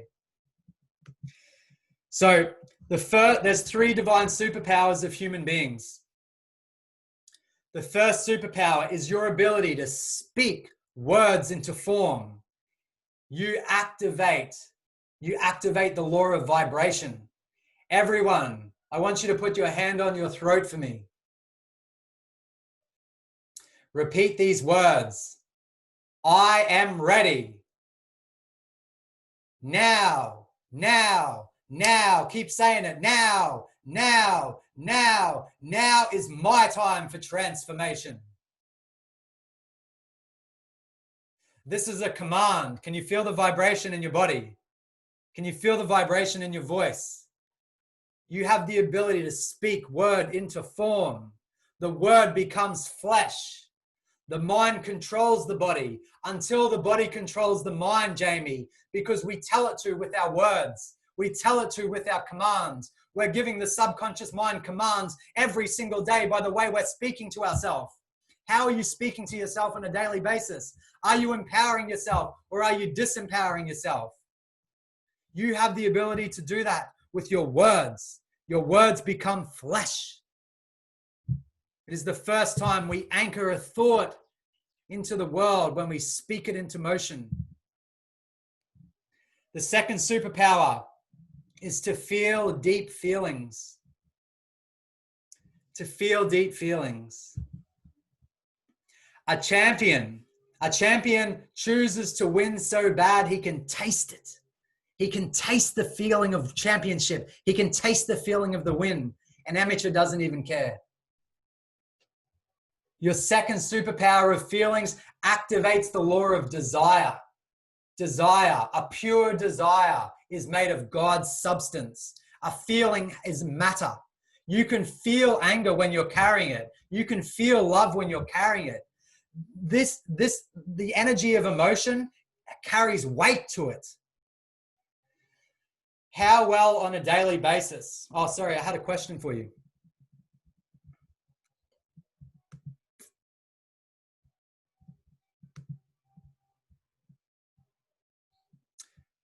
So my first question about words is I want you to think about this question for me, Jenny. On a daily basis, are you using affirmations and decrees to take command of your mind and body? Think about that, Cheryl. On a daily basis, Robert. Are you using affirmations and declarations to take command of your mind and body? Think about that, Ryan. Every day, are you writing your vision? Are you writing your journal? Are you writing what you want to bring into this world? Your ability to write and speak is a superpower. A superpower. The second superpower of feeling. Michael Jackson, if you haven't watched The Last Dance, please watch it. Have a look at the burning desire that he had to win. It took him 7 years to get in that first championship, but he had that desire. He had that focus. He had that burning desire so badly to win that he was willing to do whatever it took, Trinette, to win. How badly do you want it? How badly do you want it? And that's based on how often you're thinking about it. Cheryl, you should be falling in love with your vision. You should be falling in love with your breathtaking future, Robert. And the more you think about it, the more you'll attract it into your world. The more you'll literally get your butt out of the seat and move through time and space, Ryan, and make it happen. So how well are you cultivating a burning desire for your vision every single day? Through your feelings, through feeling your feelings. Everyone, I want you to put your hand onto your heart for me. Right hand onto your heart. Close your eyes. And just know that when we go numb, we shut down our emotional body. When we go numb through food, through addictions, through drugs, through alcohol, through even overtraining, by pushing our body, and we shut down our emotional body, we shut down the 800-pound gorilla that's sitting in the room that is literally our power center to create from. It's time to turn our emotional body back on and activate it the way it was designed.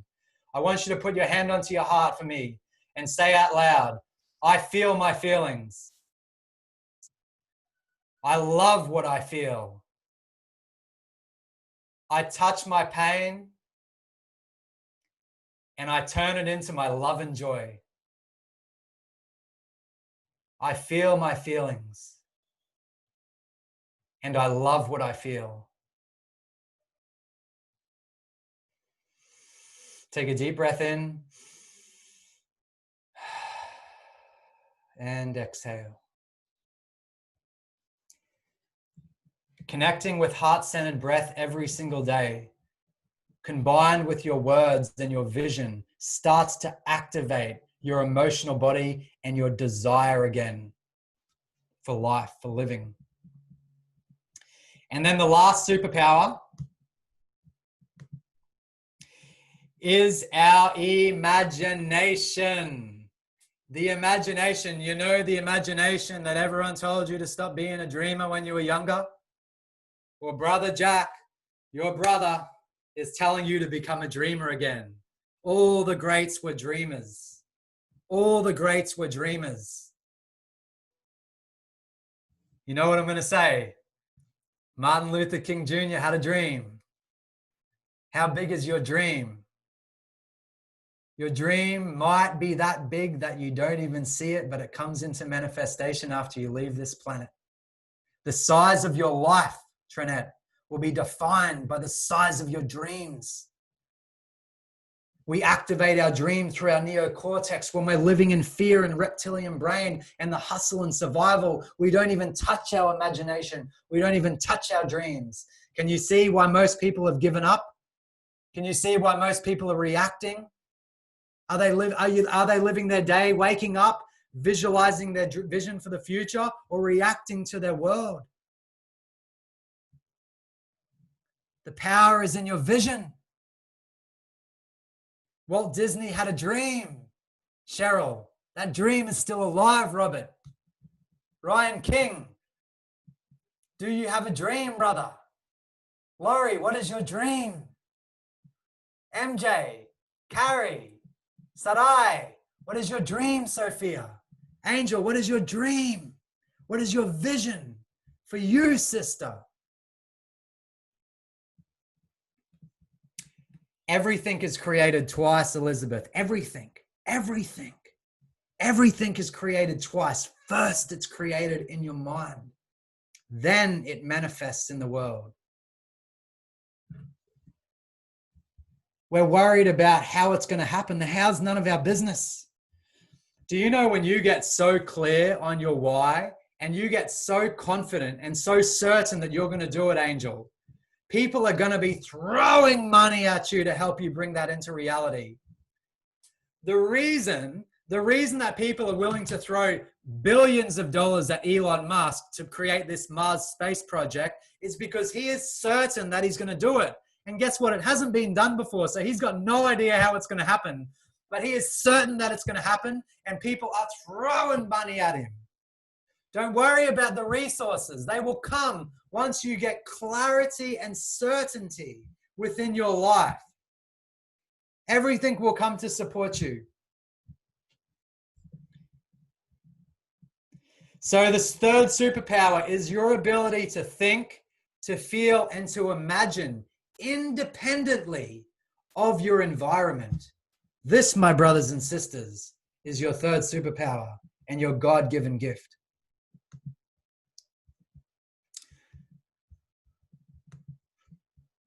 All right, there's a lot there. So my question is to you, how well are you spending time writing down your vision and creating specificity, which brings feeling? A lot of people don't want to get specific, Sarai, because they don't want to feel. They've pushed away from their feeling. So they don't want to get specific. So when Brother Jack comes in and he starts going, so what do you want? Oh, how much money do you want? How much money do you want next week? How much money do you want in a year? And then when we break that down, how much do you have to make in a year to do that? What type of relationship do you want? And what does she look like? What does he look like? And what do you guys do together? What do you do? What does he say to you when you wake up in the morning? What does she say to you when you wake up in the morning? How does she make you feel? How does he make you feel? What type of job do you want? And now that you want that career, what does that look like? What are you doing with your life? How many people are you inspiring? What impact are you having on the planet? Specificity creates emotion. It comes through the questions. The questions are the key, but you've got to be willing to go there. And you've got to be willing to feel again.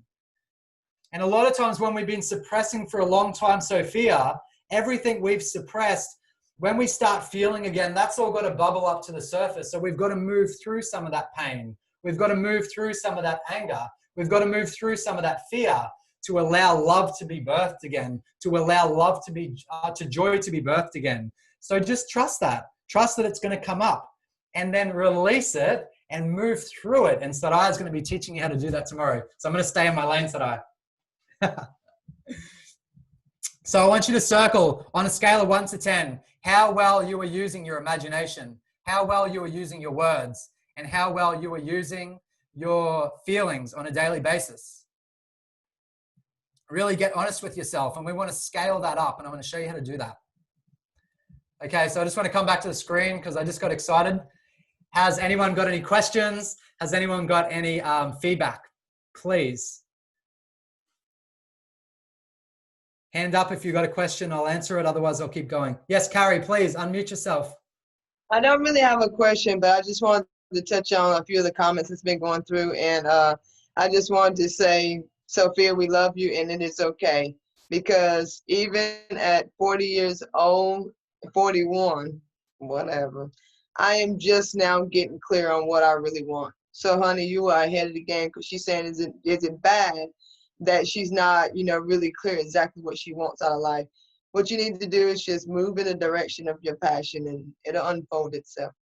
Yep, absolutely. And just to add to that, Sophia,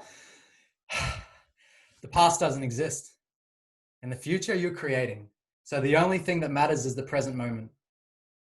Remember that. This is where all power comes. When we bring our attention and focus, that's why I say I commit to being fully and completely present. Because when we bring all our focus and our power and our attention and our thought forms to the present moment, this is where all our power is right now. This is where you start to really use everything that you've got, your thoughts, to channel what you're wanting to create. And on top of that, I just want to share that one of the most successful people on this planet, Colonel Sanders, was 66 when he created KFC. 66. KFC is the biggest chicken producer in the world, period. Everything will happen in divine time. You are in the right place at the right time. I want you to say that for me, Sophia. I am in the right place at the right time. If God is for me, who can be against me? Everything that I desire is coming to me in the perfect time.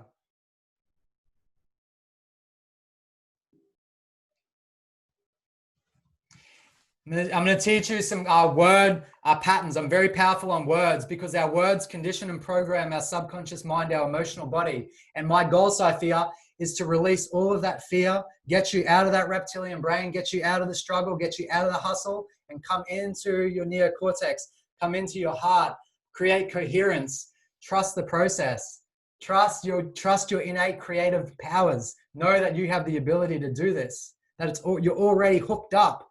You're already hooked up, girl. You're already supported. You're good. You're good to go. Hey, Jack, I got a question. Yes, please. So not only was Colonel Sanders 66, but how many times did he fail? How many times was he told no? Right. Right. Yeah. 900 something times. Yeah. 1,000 times. Absolutely, brother. Yeah, absolutely. Yeah, get the no's out of the way so we can start getting the yeses. Ain't that right, Sadai? Amen. Amen. I say yes to me. I say yes to me. I say yes to my heart. I say yes to my heart's size choice. Okay, let's have a look. Let's keep moving and grooving. So we're going to get ready to start moving into the vision process.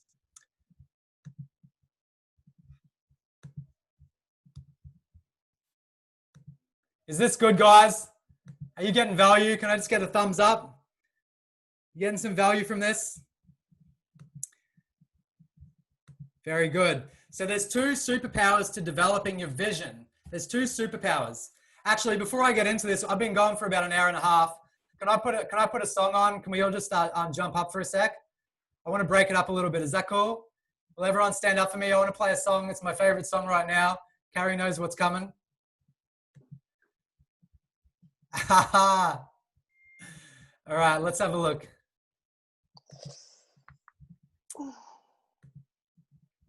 Just stand up real quick. I do something called Qigong. Just let me bring my Zoom up.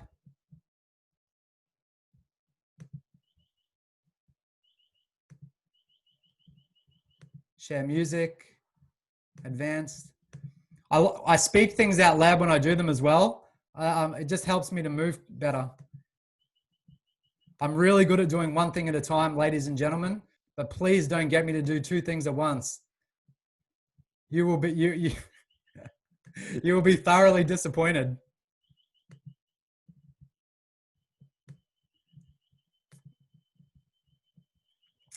Okay, here we go. I'm going to turn it up a bit.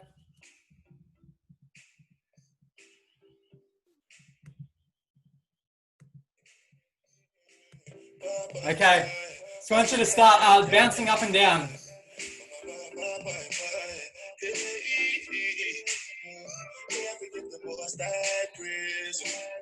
That's it, just bounce side to side. Take deep breaths in through your nose.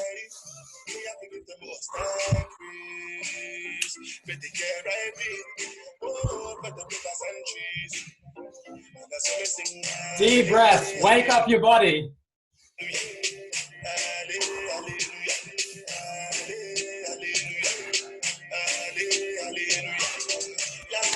Just make a cup, and I want you to start patting your arm.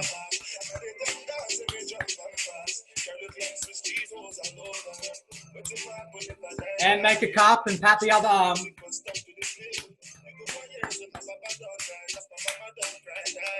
Hands on your chest. Come down to your belly.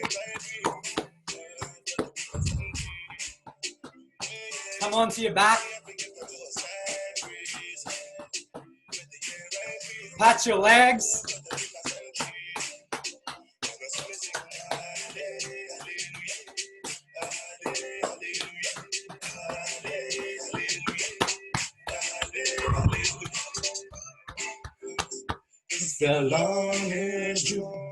Very good. Angel, can you hear me? Okay, so you are a light. You have light moving through your body. You have light in your hands. When you touch your body with your hands, you activate that area of your body. Qigong activates your energy body. Woo! There we go, Carrie. There we go. There you go, Jamie. Great work, Laurie. I see you, MJ. Good job, Ryan. Good job, Jenny. Yeah, Cheryl. Good job, Trinette. Aristoan. Am I saying your name right? You might have to tell me how to pronounce your name. Good work, Alexandra. Good work, Erica. Good work, Joy. Hey, Amber. Thanks, Robert. I appreciate you, brother. Appreciate you, Mo.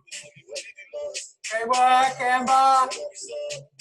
Great work, Elizabeth. Thank you, Ella. All right, I'm good. Let's come back. Whew. That's my wake-up call. Awesome. Thank you so much for playing with me.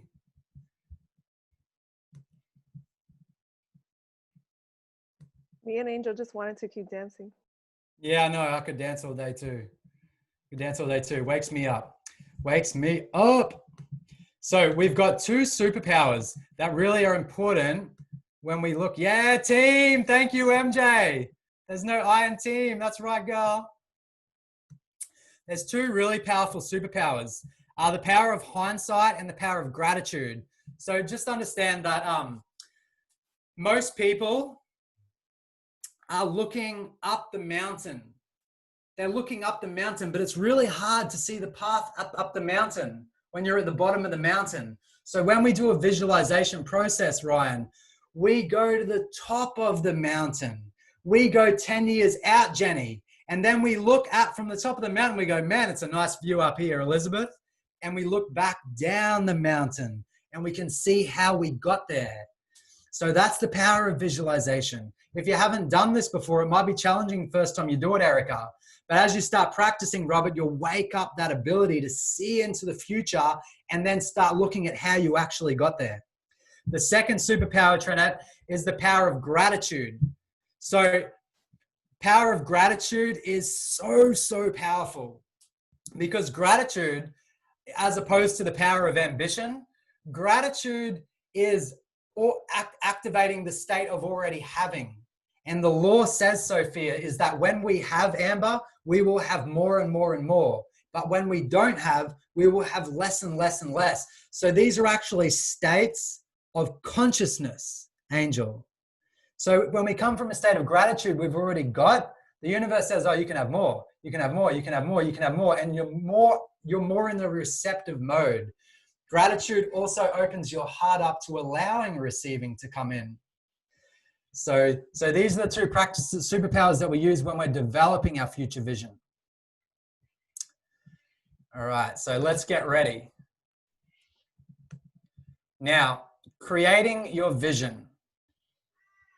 One of the most important keys to attaining success is knowing that success is whatever you define it to be.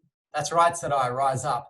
Whatever you define it to be, Cheryl, it's your vision to live your life in your own way. to reach the goals you've set for yourself. Keep saying you. It's about you, baby. You matter. What matters to you, Amber, turns into matter. What matters to you, Alexandra, turns into matter. You matter, Carrie. You matter, Jamie. You matter, Jenny. You matter, Angel. No matter what's been told to you in the past, you matter, Sophia. And what matters to you turns into matter. If it's important to you, it's yours. It's yours for the taking. Trust and back yourself. This is how you'll bring it in, Joy. This is how you'll bring it in, Elizabeth.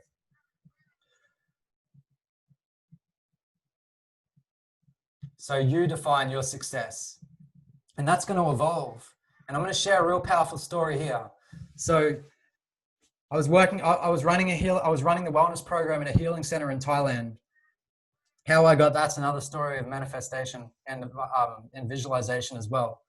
And I received a phone call. I'd been there for 8 months, and I've been traveling around the world now for over 9 years. And at that time, I hadn't seen my mum for 2 years. And she called me up out of nowhere. And she called me up. And I knew something was wrong. And she said, "Come home, Jack. I need you to come home." And she'd never asked me to come home. She was the one that like backed me. She was my backer, Carrie. She was the one in my life that believed in me. She was the mum that said, "Jack, you can do anything you want." She said, "I believe, Jack, if you believe it, you can do it." She was such a beautiful, she gave me everything that she didn't receive. And so she was my light for a long time. And I was working at a healing center, helping people with stage 4 cancer and different chronic diseases overcome. And my heart was being pulled out of my chest to go back home. And I remember having to drop everything, jump on a plane and go back. And I went back home and I didn't realize how bad it was. But she'd gone and seen the doctor. And the doctor had told her she had cancer in her spine. And he said that if you don't get chemotherapy and radiation, this is going to sever your spine. And within a week of him saying that, she was on her back in her bed and she didn't walk again. Before that, she was working 6 days a week. She was making all the food in the house. She was like being in that busy life. She was exercising and she was pretty healthy. Started feeling some pain, but she dropped so quick. The power that people's words can have on us if we allow them to. The word is mightier than the sword. And I saw my mum. I went back home. I wasn't going back home to give up. I never given up on anything in my life. My heart was saying, "We're going to get you out of this, Mum."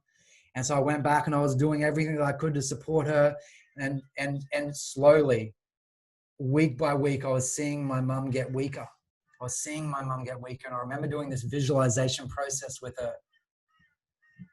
And I was getting her to visualize herself in her ideal state, seeing herself at her best, seeing herself at her healthiest, getting her to feel what that looked like, to be in that space again. I said, "Okay, Mum, now that you're healthy, what are you going to do with your life? Now that you're healthy, Mum." I was getting ready to write her vision down. And she said, "Jack," she looked at me like with these innocent, beautiful blue eyes. She said, "Jack, all I ever wanted to do was have 6 beautiful babies. All I ever wanted to do was be a mother." I was going, "Well, Mum, you've done that." Like my youngest brother, he was 18. I said, "You've done that now, Mum. Like we've all left the nest. What's next, Mum? What's next?" With anticipation. And she just looked at me and smiled. Nothing. And I had to surrender and realize that my mum had lived her dreams, and I didn't realize the power of vision back then, Carrie. I didn't know the importance of helping someone wake that up again, helping someone activate that again. I didn't realize how important it was. But Scripture says it. Without a vision, the people perish. Without a vision for our future, why are we living? Maybe that was my mum's purpose, to bring us 6 beautiful babies into the planet. And it was a practice of surrender for me. surrendering that we have our vision and God has his. So I'm here to help you wake up yours. I'm here to help you inspire yours today. Remember that the size of your life will be defined by the size of your dreams. And you'll hit your vision, Angel. And then what? And then what, Raymond? And when you hit your dream, Moses, and you've got your ideal scene, then what, brother? Then what? Then what, Robert? You keep pulling yourself into your vision. You keep pulling yourself into your future. And watch the magic continue to happen for you in your life. The size of your life will be defined by the size of your dreams. So today, I hope that I've activated some possibility within you. I hope that I've opened you up to believe in yourself again. And today we're going to use our brain, our mind, and walk ourselves into our vision, into our ideal scene. Now that there's more than enough, Carrie. Now that we're living in a space of abundance, Trinette. Now that you know you can't fail, Jamie.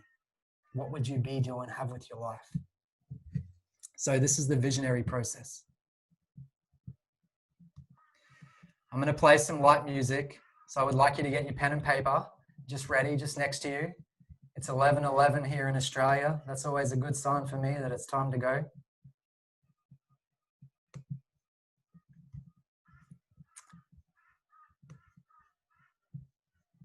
I'm going to play my visionary music.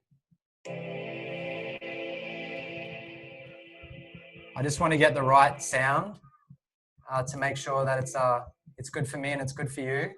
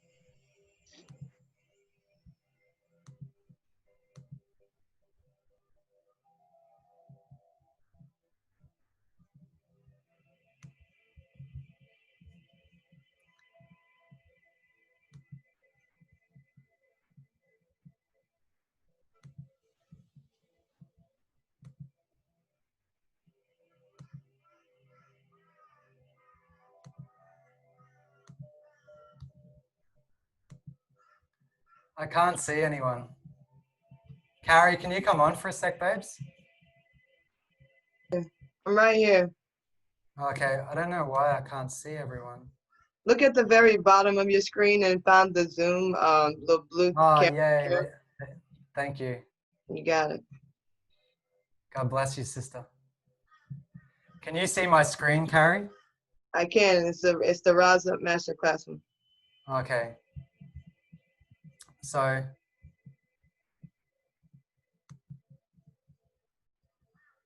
guys, create your vision. Step one.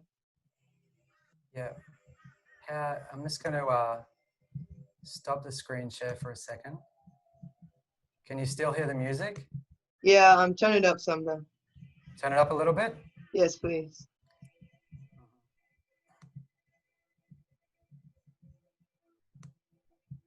Keep going.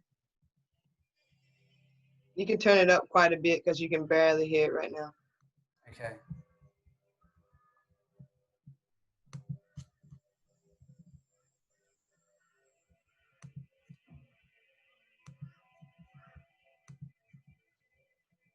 How about now? Turn up a little more. How's that? No, on up. More? Uh-huh.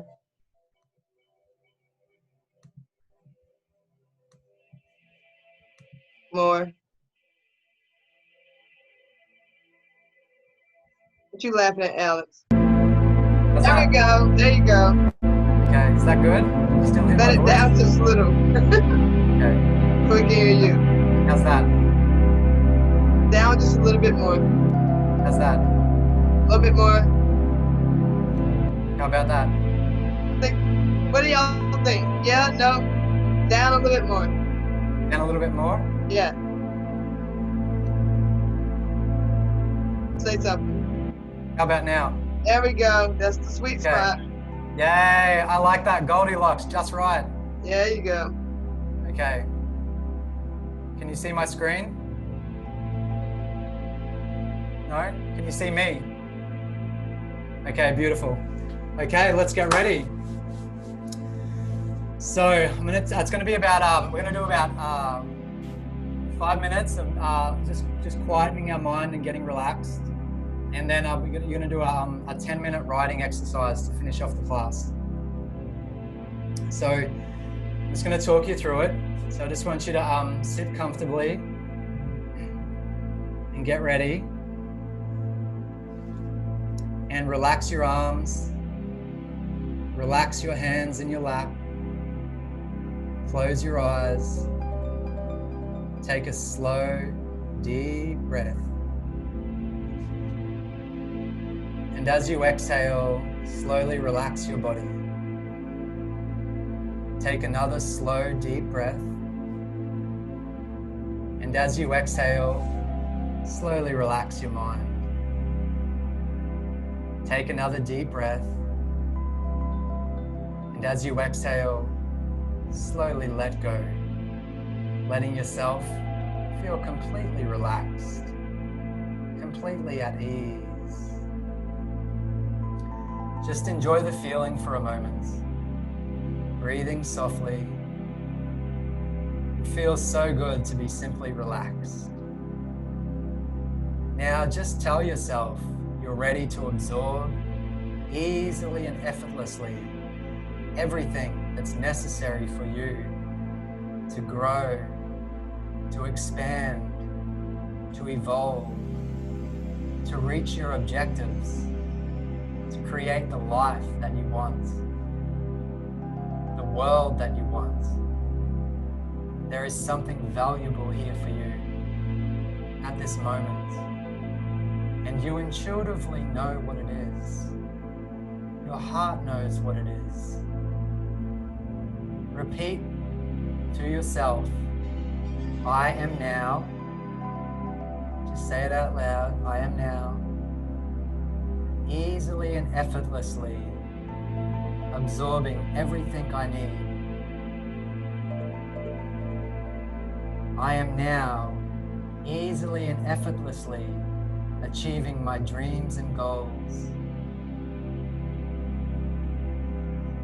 I am now easily and effortlessly creating the life I want. Take a few more deep breaths and notice how good those words feel. Notice how good they feel and how they make you feel in your body. Now you're ready. Take one last deep breath and open your mind, open your eyes, refreshed and relaxed, ready and willing, and able to fully be the magician and creative genius you already are. Ready and willing to be able to change your life for the better in any way you desire. Your subconscious is infinitely powerful. It knows no limits. Only those you impose on it from your own limiting beliefs and thoughts. Meditation, visualization, like this opens you up intuitively, even if it has no other noticeable effect than to relax you for a minute or two. Now we're going to go into creating your ideal scene. So just close your eyes again for me. And imagine 10 years has passed. 10 years has passed. We're now in 2030. And in those years, you were so inspired by these words and everything else that inspired you along the way, that everything has happened to you in the best way you could imagine. You've created your dreams You've become a success in every way you can imagine, in everything you most desire. Best of all, it's happened in an easy and relaxed manner, in a healthy and positive way, and in its own perfect time. What will you be doing ideally? What have you accomplished? Where will you be living? What does your home look like? What are your relationships like? What is a typical day for you? What are you doing to contribute to a better world? An amazing world, a peaceful world, a joyful world. Let your imagination go. Be as far-fetched as possible. Shoot for the moon. Let it be ideal. We'll deal with reality later. Be sure to write it down. Don't worry that writing makes it too concrete. It isn't carved in stone. We can change it later, if you want. Just play with it, have fun with it. Don't worry that it's too big a dream. We'll deal with the doubts and the limits later, and the detachment later. So now I'm going to invite you to take a sheet of paper and write my ideal scene at the top. Suspend all your doubts and limitations and let your imagination soar. I'm now going to give you 10 minutes and just write.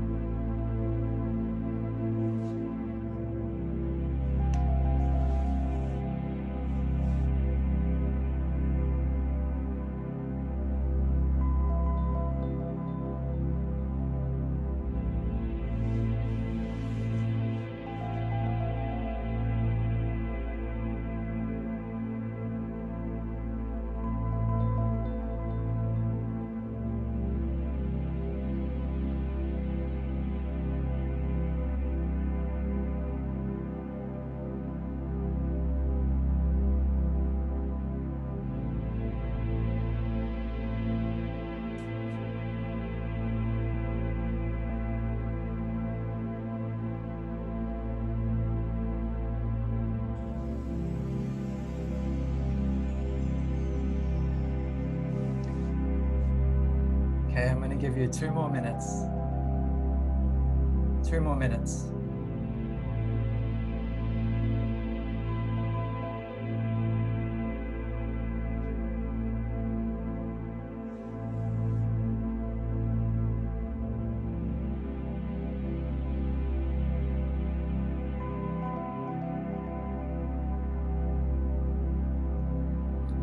Minutes. Everything you write down has already happened.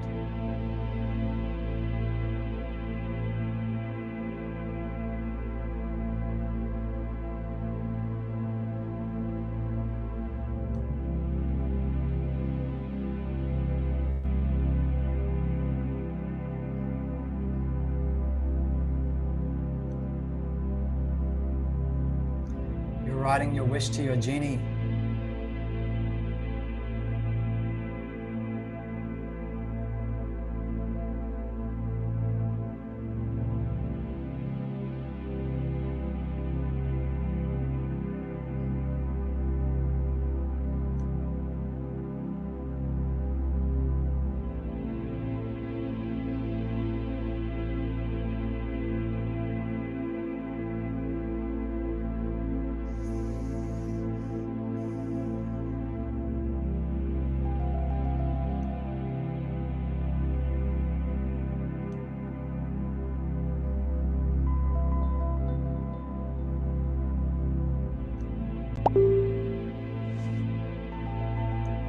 Sadaya, if you can hear me, or whoever has access to let Precious back in, I think she's waiting in the wait bay.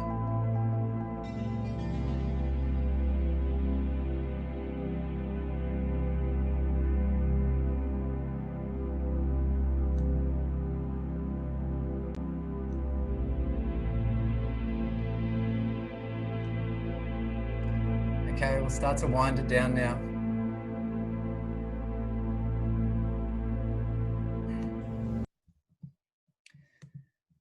So I just want to celebrate you all, first of all, for committing to that practice, because it's very sacred work.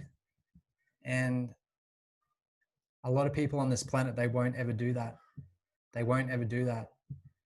And they won't do it because they're afraid of it actually happening. Or they don't believe that it's possible.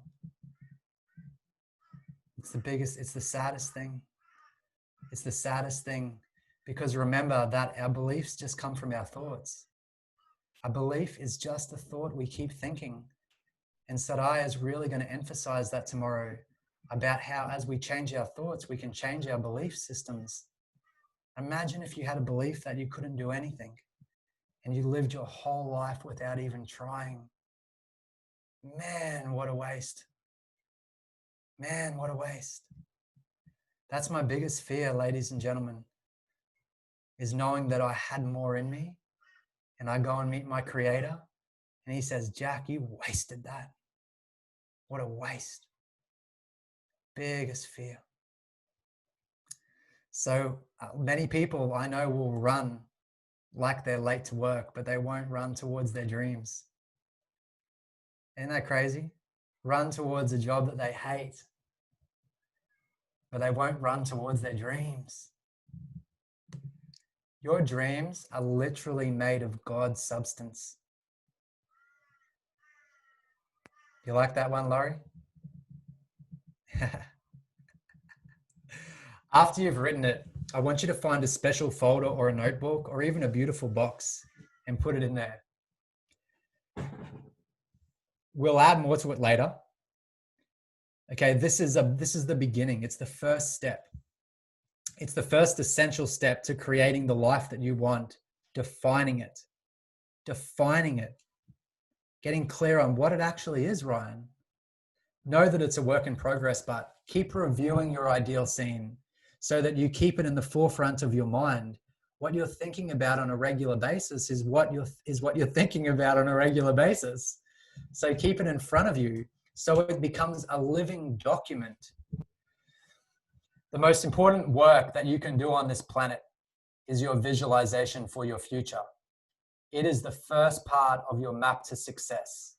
No matter what you define success as, it's what you define success as. And I created a rhythm in my life.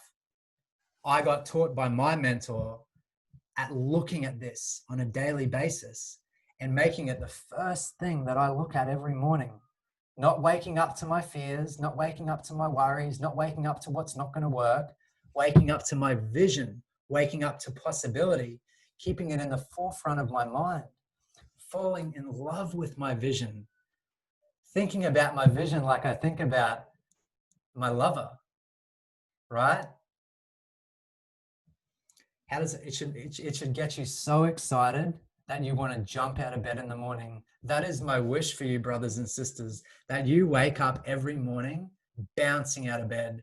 Do you remember being a child and going to the school excursion, and you had no idea what was going to happen on the school excursion, but you were just so excited in anticipation about going on the school excursion?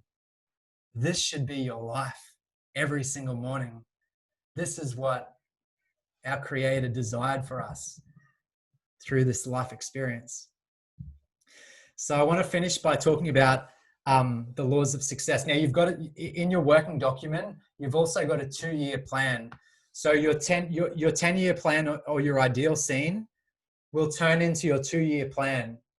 And then we start to really get specific. So you'll see we start really broad, because when we start broad, it's easy to go there. Was that quite easy for everyone to do?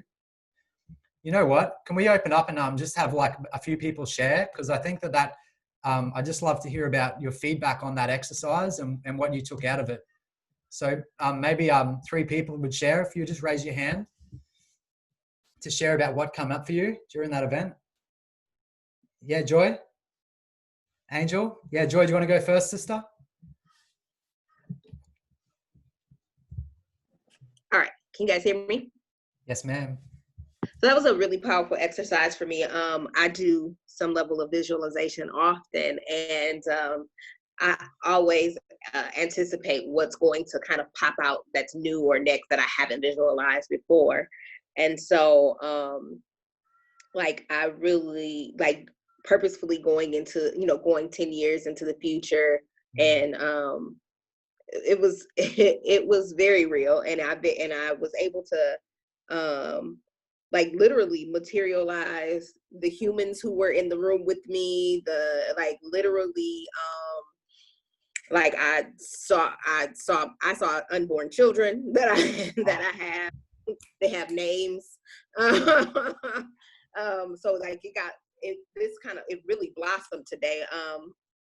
And I've seen some variety of it, but it was crystallized. It was very crystallized to the design of the home that we lived in. Like I even I don't know if you guys can see it. You're not gonna be able to tell what it says, but like even was able to like draw like this little, I know it looks like crap, but drew like a outline of what like the house looks like. And it's just, it was pretty amazing to be able to just get there so quickly and stay there for that long of a period of time and everything that came out of it. So thanks. Oh, that's beautiful. You're welcome, Thanks. sister. You're welcome. Thanks for leading me into that deck. I appreciate it. Absolutely. Thank you. Cool. Angel J. First, I just want to thank you for opening up that opportunity.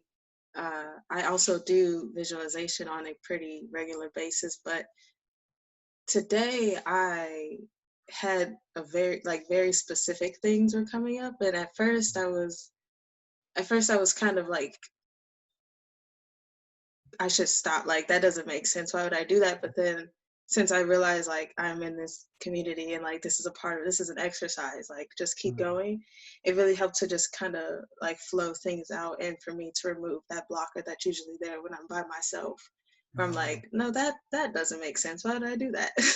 But also like Joy, like I also had some very specific things, like I could see the house that I was going to be in, and like my family and my friends coming over, and like our cats and our dogs, or like things like that. It was just like really sweet, and like seeing computer screens with like plans for air flights and things like that. Like it was just like, that's really what I was in my ideal here was traveling and speaking to people about what I do and just the people that I want in my life and all the places that I'm going to build. I've already written out, like drawn out a few sketches of some architecture that I like to build, but like just specifically writing down like this space for this and this for that was like, it's just, thank you for opening that up for us. Yeah, you're welcome, sister. You're welcome. Thank you for sharing.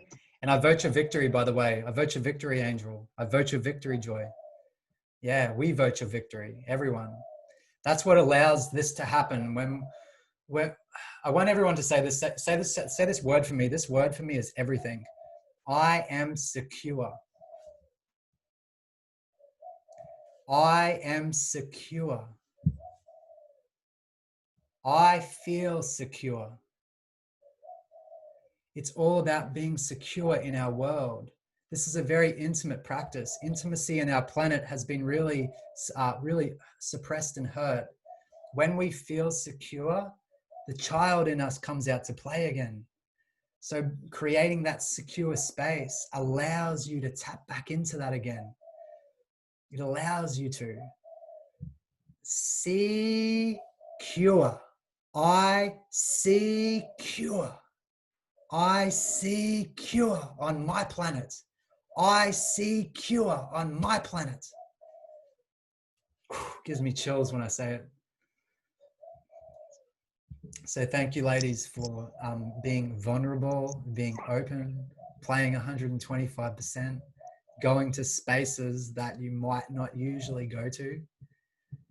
There is a collective, security that happens when we come together and we hold space for each other. So, yeah, we're all in this together. One more person? Anyone that's, yes, please, Elizabeth. Hey everyone. The first thing that I wrote down was having my own therapy, mental health practice, and business. I've been trying to work on this for the past couple years, and I get stuck. And Precious, you're not on mute. Oh, I'm so sorry.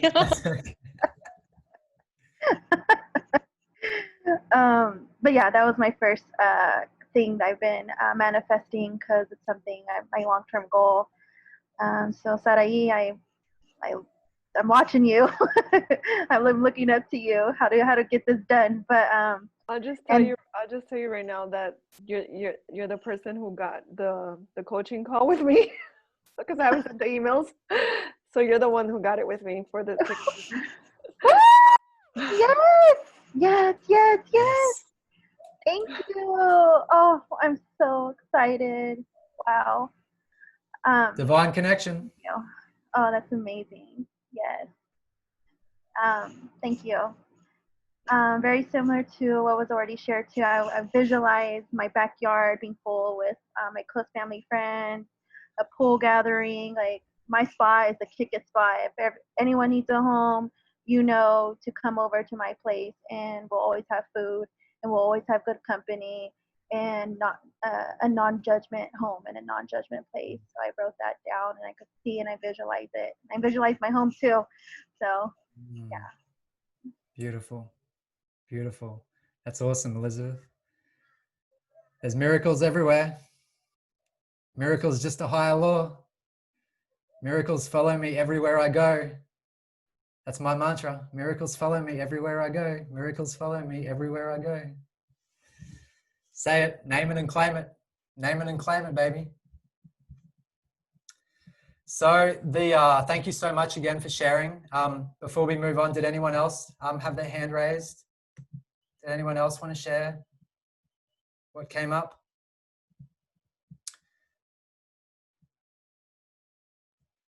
Speak now or forever hold your peace.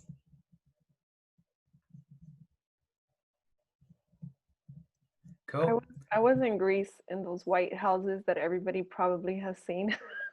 Oh. Living the dream. That's where I was. Yeah, nice. Somehow I was sipping mimosas, which I never sip. Cool. That's good. That's good because it's new and different. Your 10-year vision should be something brand new and different. Like, whoa, where did that come from? You know what I mean? It's like, like I just visualize something that I haven't visualized before. It should be brand new and different. It's like, whoa, I haven't done that before. You're in a completely new space, a completely new space and time. Well, yeah, definitely not even in the United States. Yeah. Have you guys seen those little white houses in Greece? Yes, I love them. Yeah. Yeah. I just wanted to add something real quick. That also in my visualization, because I know I do have a big dream about, like I said, creating creative spaces and education centers across the world. I don't know if y'all saw my introduction video, but a part of something about that that's always kind of scared me is like the red tape in the politics.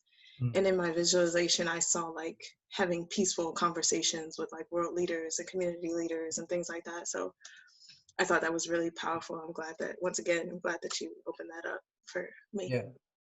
Yeah, Angel, I want to share something with you that really helped me. It's a decree that you don't function on man's law. You function under God's law. Exactly. Higher law. There's no red tape in God's law. Not at all. It's That's free, right. ease and grace. Ease and grace. That's right. That's right. Yeah. Yeah. So the last ending of this masterclass, I want you to understand that there's 7 keys to the kingdom. So feel free to write these down. There's 7 keys to the kingdom. Maybe I should share it. Can you see my screen? No? Erica had her hand raised also. She was being polite. Sorry, Erica. She was being polite, raising her hand. Yeah, no, you gotta just give it to me, girl. Jump in, Erica. Now I feel bad because we moved on. I don't want to. I don't want to hold up anything. No, not at all. You can't be polite in this room. You just have to barge in. I don't know what I'm doing. Your voice matters, babes. Yes, your voice matters. Yeah, well, I have a tendency that as a child I was very outspoken, and I didn't mind being heard, and I was confident in the things I had to say, and I would just kind of like you said, I would barrel into things, right, like as a kid. And I found that now in my adulthood, right, I'm 29, and now I've become increasingly quiet to the point where I don't even want to be seen at all. Anyone relate to Erica? 1 hand up, 2 hands up. Haven't wanted to be seen. Even during this webinar, at first I didn't even have my camera on, just because I said before, I'm here, I'm attending, like it doesn't matter if I'm seen. And then you would ask, does anyone have anything to say or whatever? And I kind of didn't have anything to say because I was taking it in. But you said at the beginning of the call to revert to being in a childlike state, to revert to the childlike mentality. And so something that was resonant with me was the fact that as a child, I was more outspoken and I wasn't afraid to be seen or heard. So even though it's very difficult for me to put myself in this position to express myself, especially in a space, where people can hear me in a very vulnerable space, I figured that it would be the best thing to do after visualizing so many things to express the fact that I didn't realize how much like a caged bird I had become, where I'm sure you've all dealt with a flighty bird, that you try to grab the bird and the bird's just flying away from you and all this stuff. And especially when a bird is in a cage and they're fearful of a hand, the bird's just like going up against the cage, even though you're trying to take the bird out of the cage. I was exactly like that, where I was just fearful of the hand constantly. So in this exercise, it's kind of something that it's kind of put me in a space of, okay, well, take all of these ideas and all of these things that are floating around like birds and actually get them all in one place and figure them out. Beautiful. And so that's what I've been doing. That's awesome, Erica. And can I share with you an upgrade? Sure. Cool. Would you with permission, would you say I choose to make it fun and easy? With permission, I choose to make it fun and easy. I choose to make it fun and easy. I choose to make it fun and easy. Yeah. And now do you give yourself permission to be seen? I think so. Yeah. Yeah. Do you want to try? Do you want to try saying, "I give myself permission to be seen"? I give myself permission to be seen. Yeah. Say it again, Erica. Say it again. I give myself permission to be seen. Yeah. We see you, sister. We see you. We love you. We support you. You're in the right space, girl. It's only day one. Yeah. Only day one. How can we not see you? I mean, if you hide yourself consistently, nobody will, right? Yeah. Yeah. It's true. Exactly. Awesome. Please. Thank you for sharing, sister. Thank you for sharing. Yeah. Give Erica some love. We see Thank you. Yeah. I want to see you shining like the noonday sun, girl. And you'll come out in stages. You'll come out in stages. But just know that this is a safe space for you to shine. Yes. Yeah. Thank you. You're welcome.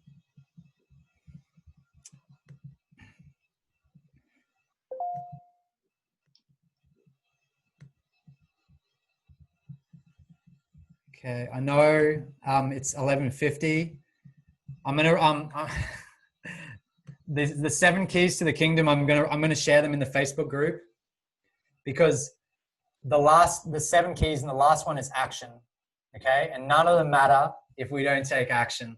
So I'm gonna share them in the Facebook group, because I know I'm running over time, said I, and you told me not to run over time. I did. No, you didn't, but I can feel it in my fingers. And Michael, I'm going to share with you. Sorry, Michael is raising his hand too, but I don't know. Oh yeah, Michael. I don't know Yes. I don't know how you guys feel. Do you want him to share the 7 keys now, or does he put it in the we could leave it up to everyone and see what they think. Let me put it in the Facebook group, because I want to seal the class with a story. Okay. However, Michael, brother, if you want to speak, you're very welcome.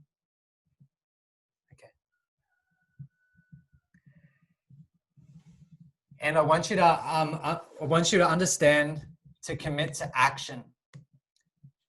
Nothing changes until you take action. Until you take action, the universe doesn't think you're serious. It doesn't see the commitment. As soon as you commit, everything changes. Everything changes once you take the first step. This has been my experience every single time.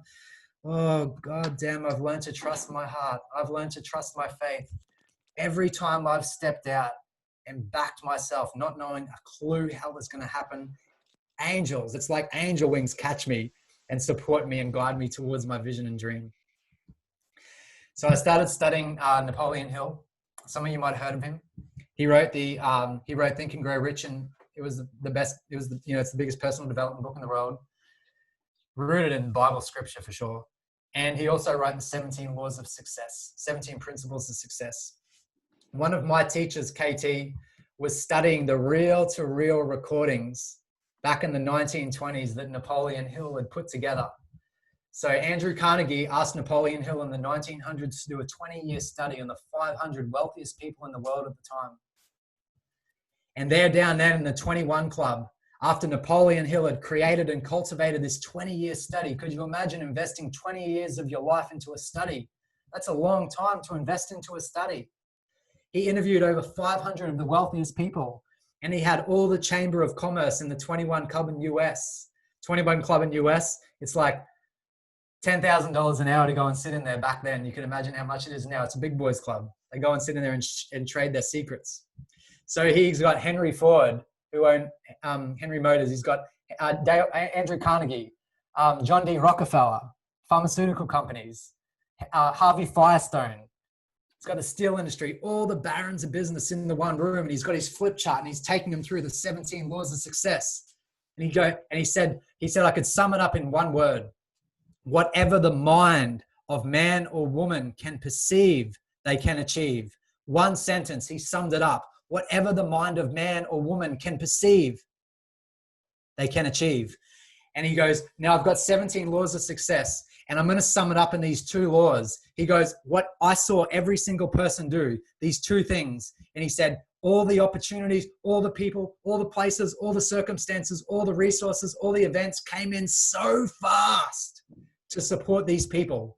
He said the first thing they had was a definite chief aim. They had a vision, a clearly defined vision for their future, a definite chief aim.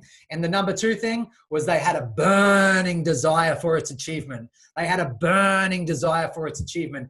It lit them up so much. It lit them up so much every time they thought about it. They were magnetic for it. They had a vision, the thought, the definite clear vision, and they had a burning desire, the emotional charge. These 2 things every single person had. The people, the places, the circumstances, the events, everything came in so fast to support these people's vision and dream. They didn't want to give this information out. They didn't want to share it. Henry Ford said, I'm not giving that information out to people. He goes, they're going to go out there and create their reality. They wanted to keep it a secret. Why? Because we've been living in a caste system on this planet now since the fall of Atlantis. We've been living a caste system on this planet now for over 5,000 years. I don't know. Take notes, guys. Take notes. There's a hierarchy on this planet right now. It's still happening in India. You can see it in India. There's the 3 people. They've got the Brahmins. They've got the spirit, the high spiritual people. They've got the warriors. And then they've got the lay people. They feed them differently to keep them suppressed.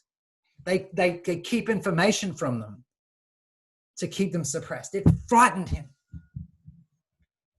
He goes, don't worry, my comrades. He goes, I shared the information with people about it. Out of everyone I shared it with, only 5% of people actually did it. Only 5% of people that he shared the information with actually went out and did it. He said the rest of them didn't do it. They didn't do it out of laziness, out of apathy. They didn't even try. They didn't care. They didn't take action. To know and not to do is not to know. To know and not to do is not to know. My question to you is that now we are in the age of Atlantis. Now you can see the water bearer. Now all the knowledge and wisdom is being poured out. Everything's available to us right now, guys. Everything's available to us. The information, we're throwing, people are throwing the secrets of the universe at us. It's all available right now. Are you going to do it? Are you going to do it, Ryan? Are you going to do it, MJ? Are you going to do it, Sophia? Are you going to do it, Cheryl? Are you going to do it, Raymond? Are you going to do it, Trinette? Are you going to do it, Precious? Are you going to do it, Ella? Are you going to do it, Michael? Are you going to do it, Jenny? Are you going to do it, Alexandra? Are you going to do it, Adestillan? Sorry. Are you going to do it, Jamie? Are you going to do it, Sarai? Are you going to do it, Laurie? Are you going to do it, Angel? Are you going to do it, Erica? Are you going to do it, Robert? Are you going to do it, Elizabeth? Are you going to do it, Joy? It's up to you. It's up to you. It's your life. It's your life. I know that I'm not going to take it to my grave. I'm not going to take these dreams and desires in my heart with me. I'm leaving it all for the planet, baby. I'm leaving it all for humanity. I'm going to empty the tank. I know when I lay down and take my last breath, I'm going to go, no, you know what, Jack? I lived a damn good life. When I connect with my creator and he goes, Jack, let's have a look at what you did. He's going to go, damn boy, I had this, this, and this for you. And you did this, this, this, this, this, this, this. You exceeded my expectations of you. I'm proud of you. I'm proud of the man that you were on that planet. That world is better because you went down there. That world is better because you followed your heart and you lived your passion and joy and left everything on the table. Don't hold back your love. Your love isn't for you. Don't hold back your light. Your light, Erica, isn't for you. Your light is for the lives that you're going to touch when you start shining and sharing your love with the world, sharing your dreams, sharing your gifts, the gifts that you've came down to give to this planet. All the fear, all the doubt, all the worry, all the uncertainty. My sister Sarai is going to show you how to take care of that tomorrow. My job's done. You've got your clear vision. It's been an honor and a pleasure serving you today. Thank you so much for your time. Thank you so much for your energy. Thank you so much for your eyes, for your hearts, for your commitment to yourself to become the best person possible. I'll leave you with the words of my mum. When my mum transitioned, the love of my life, my sister's taking a photo of my mum. My sister's taking a photo in a dream. She had a dream and she's taking a photo of all the Filipino community from our church back in our hometown. And all the Filipino community are getting together. And my sister's taking the photo.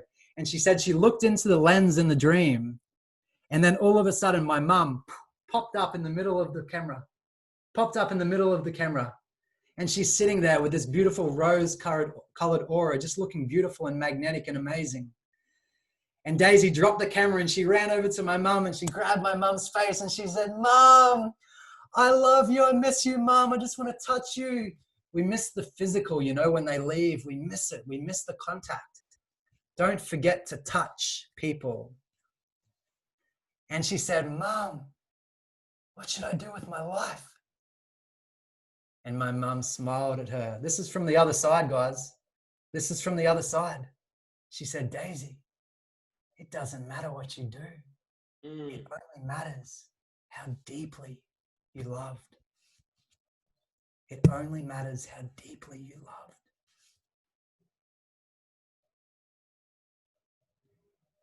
And I'm going to add on to that. Do what you love. Do what you love. Do what you love. Do what you love. This is life, baby. All right. Thank you so much. Have a wonderful, wonderful night.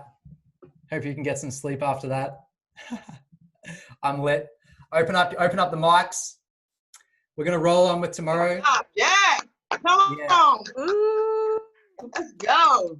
Do what you love. Hashtag done, baby. New sign. I love it. Thank you for giving me a voice. Thank you for giving me a chance to share. Thank you for sharing. Yeah, without ears, it would fall on no one. You know what I mean? So it takes two to tango.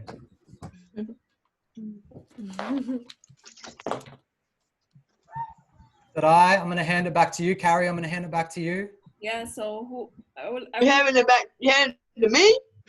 I'll take it. I would like to hear some of the greatest. Can you guys hear? Y'all know I'm about to play the music. You still see your screen, Jack? Anybody has any greatest takeaways from tonight? Everything.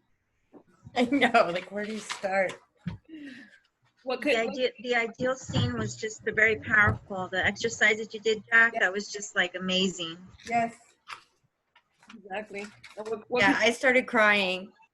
Oh, wow. Wow. That's powerful. It was invigorating. It was very invigorating. That means you were feeling it. Mm-hmm. Yeah, that means it actually happened, MJ. Yay. Thank you. Yeah. Me too. I thought that I had no clue what I really wanted, but it kind of just flowed the whole time when you said just envision what you really want. It's just like a deep down, I really know what I want, what I do. So it's great. Beautiful. Thank you, Alexandra. Clarity is everything. Once you're clear, everything else just starts making sense. Yes. Clarity. I love it. I love it. I think that for me, one thing that you said was like such a great reminder. I think one of my problems as a perfectionist sometimes, it's like the overanalyze or the paralysis of the analysis, you know? So, but every time that I trusted life, like I'm telling you, there's so many things that you said that I've lived this very similar life. And there's so many times that I'm like, well, I don't know how I'm gonna get this, but this is what I want. Like I read a book about something about leadership and I'm like, one day I'm gonna work for them. 2-3 years later, I work for them, or there's an international charity. I'm like, oh, it's so inspiring, and oh, this is it's so beautiful what they do. And someone says to me, but why don't you just work for them? I'm like, how am I gonna do that, you know?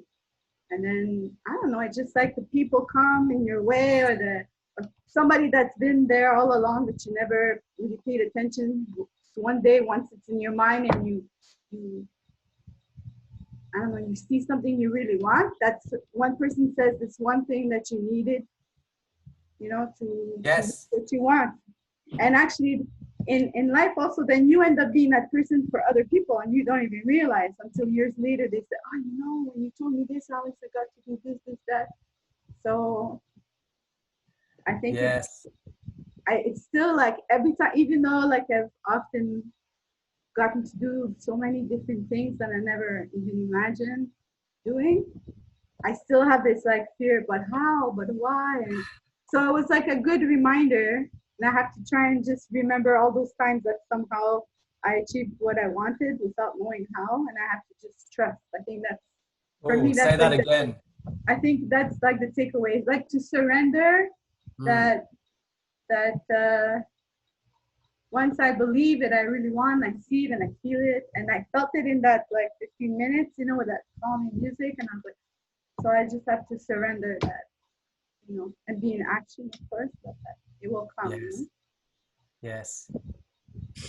Surrender the how, sister. Yeah, I think that The how is none of your business. That's the co-creation. That's the faith. That's the one. But I just want to know how. None of your business, Jack. None of your business, Alexandra. Mind your business. You stay in the why. I'll figure out the how. Yes, Joy. Actually, that's exactly what I was gonna say about what stood out to me is the whole how piece, or you know, not worrying about the how. Specifically, like during the visualization piece, because like because of how specific my visualization was this go around, a lot of I've visualized so many times before or whatever, and they're often very grand, but vague-ish, like, you know what I mean, like, and then this will happen and it'll be a big house with stairs over there somewhere, you know what I mean, or whatever, like, so it's like for it to be as honed in as it is with like, and like I'll see people around, but like maybe not know exactly who the people are or whatever, but for it to be honed in on exactly who it is, I'm like, oh shoot, then this means I'm not gonna know the how, like specifically, like being able to name my children, who apparently in 10 years will be 9 years old, and I put a 9/10-year-old boy and an 8/9-year-old girl. They both have names. their names are Chioki and Melody, and I'm like, and I'm like, oh snap! This also means that I need to get pregnant tomorrow. But whatever. Vote of victory, guys. Vote of victory. Hey, listen. I'm like, all right, guys. So that whole like just kind of letting go of the how, like that definitely stood out to me, because while I believe all of this is going to happen, and in believing that, like I can't even be concerned with the how. So like that was huge. Yes. Wow. Hey, Joy, we're all adults here. We know how babies are made. Yeah, I made too, and there's nobody here for me to make a baby with. So, Joy, what is the boy's name? What was the boy's name? Excuse me? What was the boy's name that you gave? Chioki. Kiyoki? Mm-hmm. Okay, can I tell you something really insane? That's your child. No, yeah, right. I wish I thought of a great name like that. I'm looking for you. I'm swiping. Okay. Who is it? So it's Erica. Let me find you. All right. Oh, there you are. Go ahead. Okay, so this is gonna be super weird, really out of left field, okay? About a year ago, I met someone named Kiyoki, okay? Kiyoki came into my life. He has become my very best friend over time. And Kiyoki, you know, through his own struggles, I've identified a lot of the issues I've had myself. And I see so much of myself in him because he's younger than me, right? And one of our biggest jokes is that no one ever hears the name Kiyoki. ever. And we always laugh. And I call him Kashibi, cassette player, all sorts of things, because we think it's hilarious that it's like this dude named Kyoki, right? And so I'm sitting here thinking about all of this stuff, obviously reflecting. And when, do you have any idea how shocking it is that then you tell me I want to name my son Kyoki when it's been a year and change, and the joke is we don't hear that name ever? Like, it's like this person came into my life, totally started changing my whole life, and now you sit here telling me that you want to name your kid Kyoki? I don't even I mean, that's pretty insane. Well, the correlation is that Kyoki changed your life, and maybe today's look, you stepped out and talked. Yeah, right. And I don't. Well, I don't know you. Yeah. What'd you say, Sarah? I didn't hear what you said. Yeah. I didn't hear you. What? I'm sorry, what? Was that Sarah talking? No, I can't tell. No, that was me. That was me saying that it's like, it's just crazy that that happened. So. Oh. So That's it's awesome. yeah, your path is kind of divinely resonating here, I guess I should say. Yes. Confirmation. Your life is about to change. Ooh. I think both of you are having a confirmation. I think both of you are having a confirmation. Must be. Most definitely. Anybody else? I just thought it was interesting for me when I was listening to you and you were like, this is how specific. And I was like, I didn't realize, because I've heard some of your lives before where you're like, it's so clear and specific. And I was thinking like, oh, I didn't know he meant that specific. And when I went to write it all out, I had it so down to the wire specific, like so easily. And I just kept writing and writing and writing and writing it. Then I started crying and I was like, oh my gosh, because it was moving too. Just like so much was coming out that I don't think about on a daily basis, but I had such a clear vision for it that I didn't even realize. I love hearing this. I love hearing this because feeling is the key. Feeling is the superpower, Jamie. When you feel it, it's already happened. Yeah. It's already happened. Your mind doesn't know the difference if it happens in reality or if it happens in your mind and your body reacts in the same way. So if it happens in your mind, and the more specific you get, the more real that experience is. Yeah. That's why it's When I got that job in the healing center, I got so specific. I said I wanted to get training with medical doctors with cancer therapy. I said that I wanted to be living in the tropics. I wanted to be living in the tropics. I didn't know where, but in the tropics, because I was eating a raw food diet at the time. I wanted available to fruits. I wanted to be like running my own wellness program in the center. I wrote that down. I want to be running the wellness program because I'd done yoga, meditation, health coaching, nutrition, fitness, oxygen therapy, a bunch of stuff. And I wanted to put it all into practice. So I wrote all this down. And then I went and sat in quiet and cleared my mind and got into meditation for about 10 days.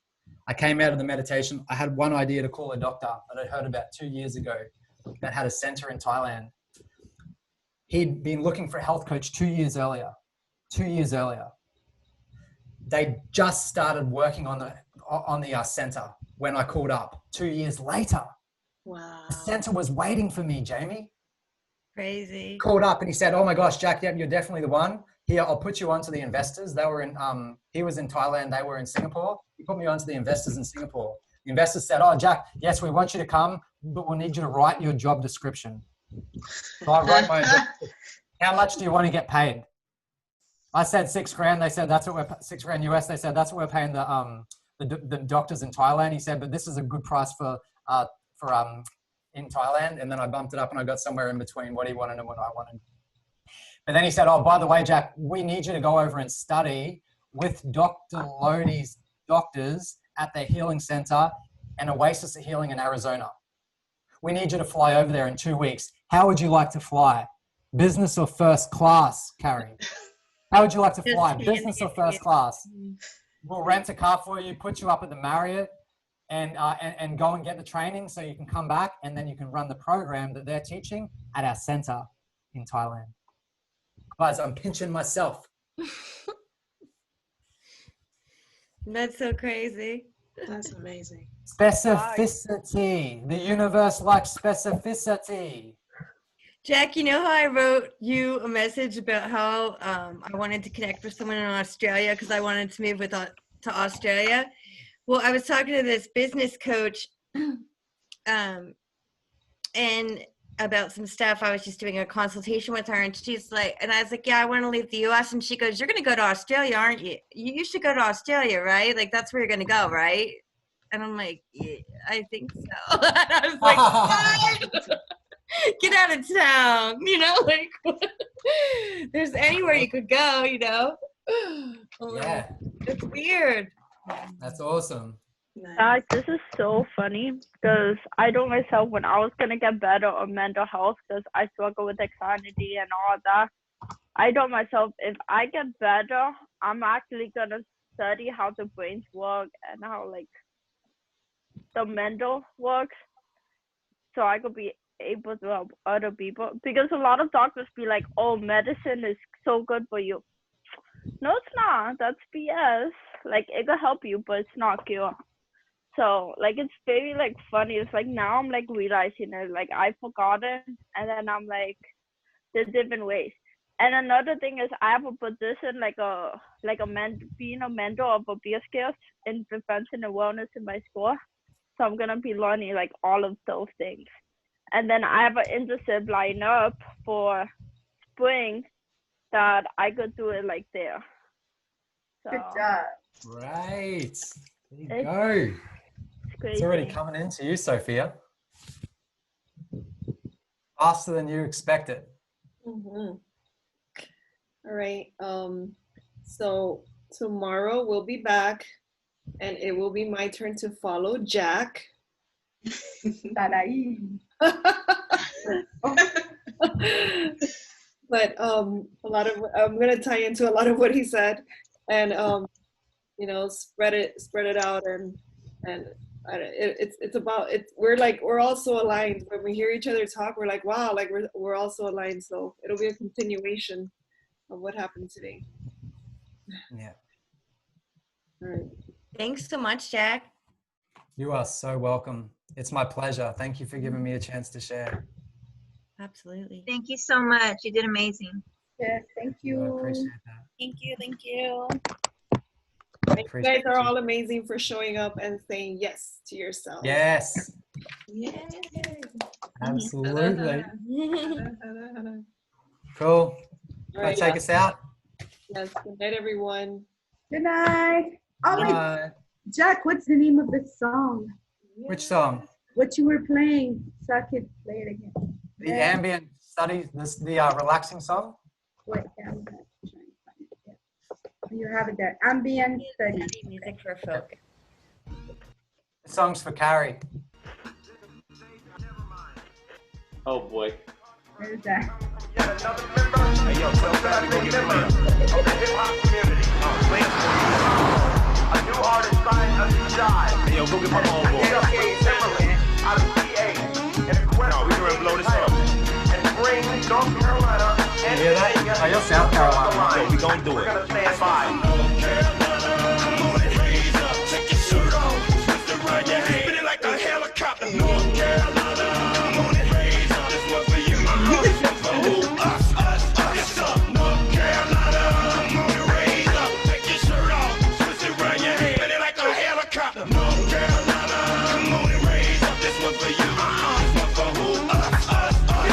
Who am I? Petey Pub, motherfucker. First, put it down for North Carolina. Guess what? It's been worth.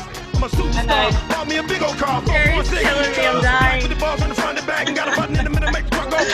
But it ain't about that. It's about getting what you getting at. Living on back here. Big fella.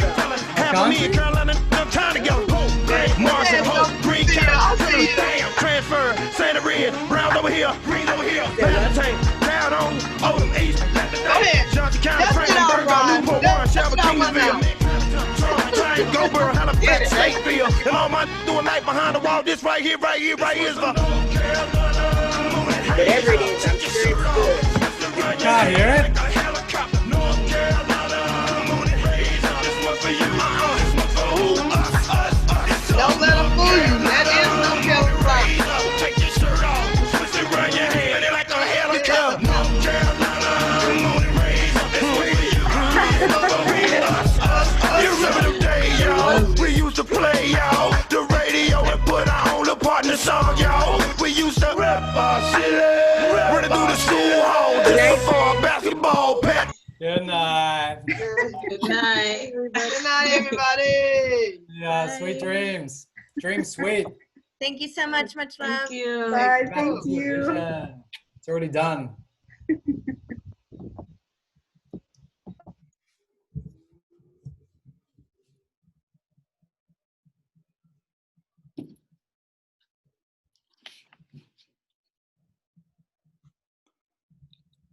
Hey, so we'll let's get off and get on another one. Hey, get out of here. This is private time. She said, I'm trying. And I'm Raven, trying. I can't figure out where the button is. Hit escape. And Oh, then leave meeting. I found it. It's right down there. I found can't find it either. I'm trying to I can't even press the button to get out because I think you're still sharing the screen. Or Okay, send us another link then. Okay, bye. Let's go to fire. Right. okay. Bye.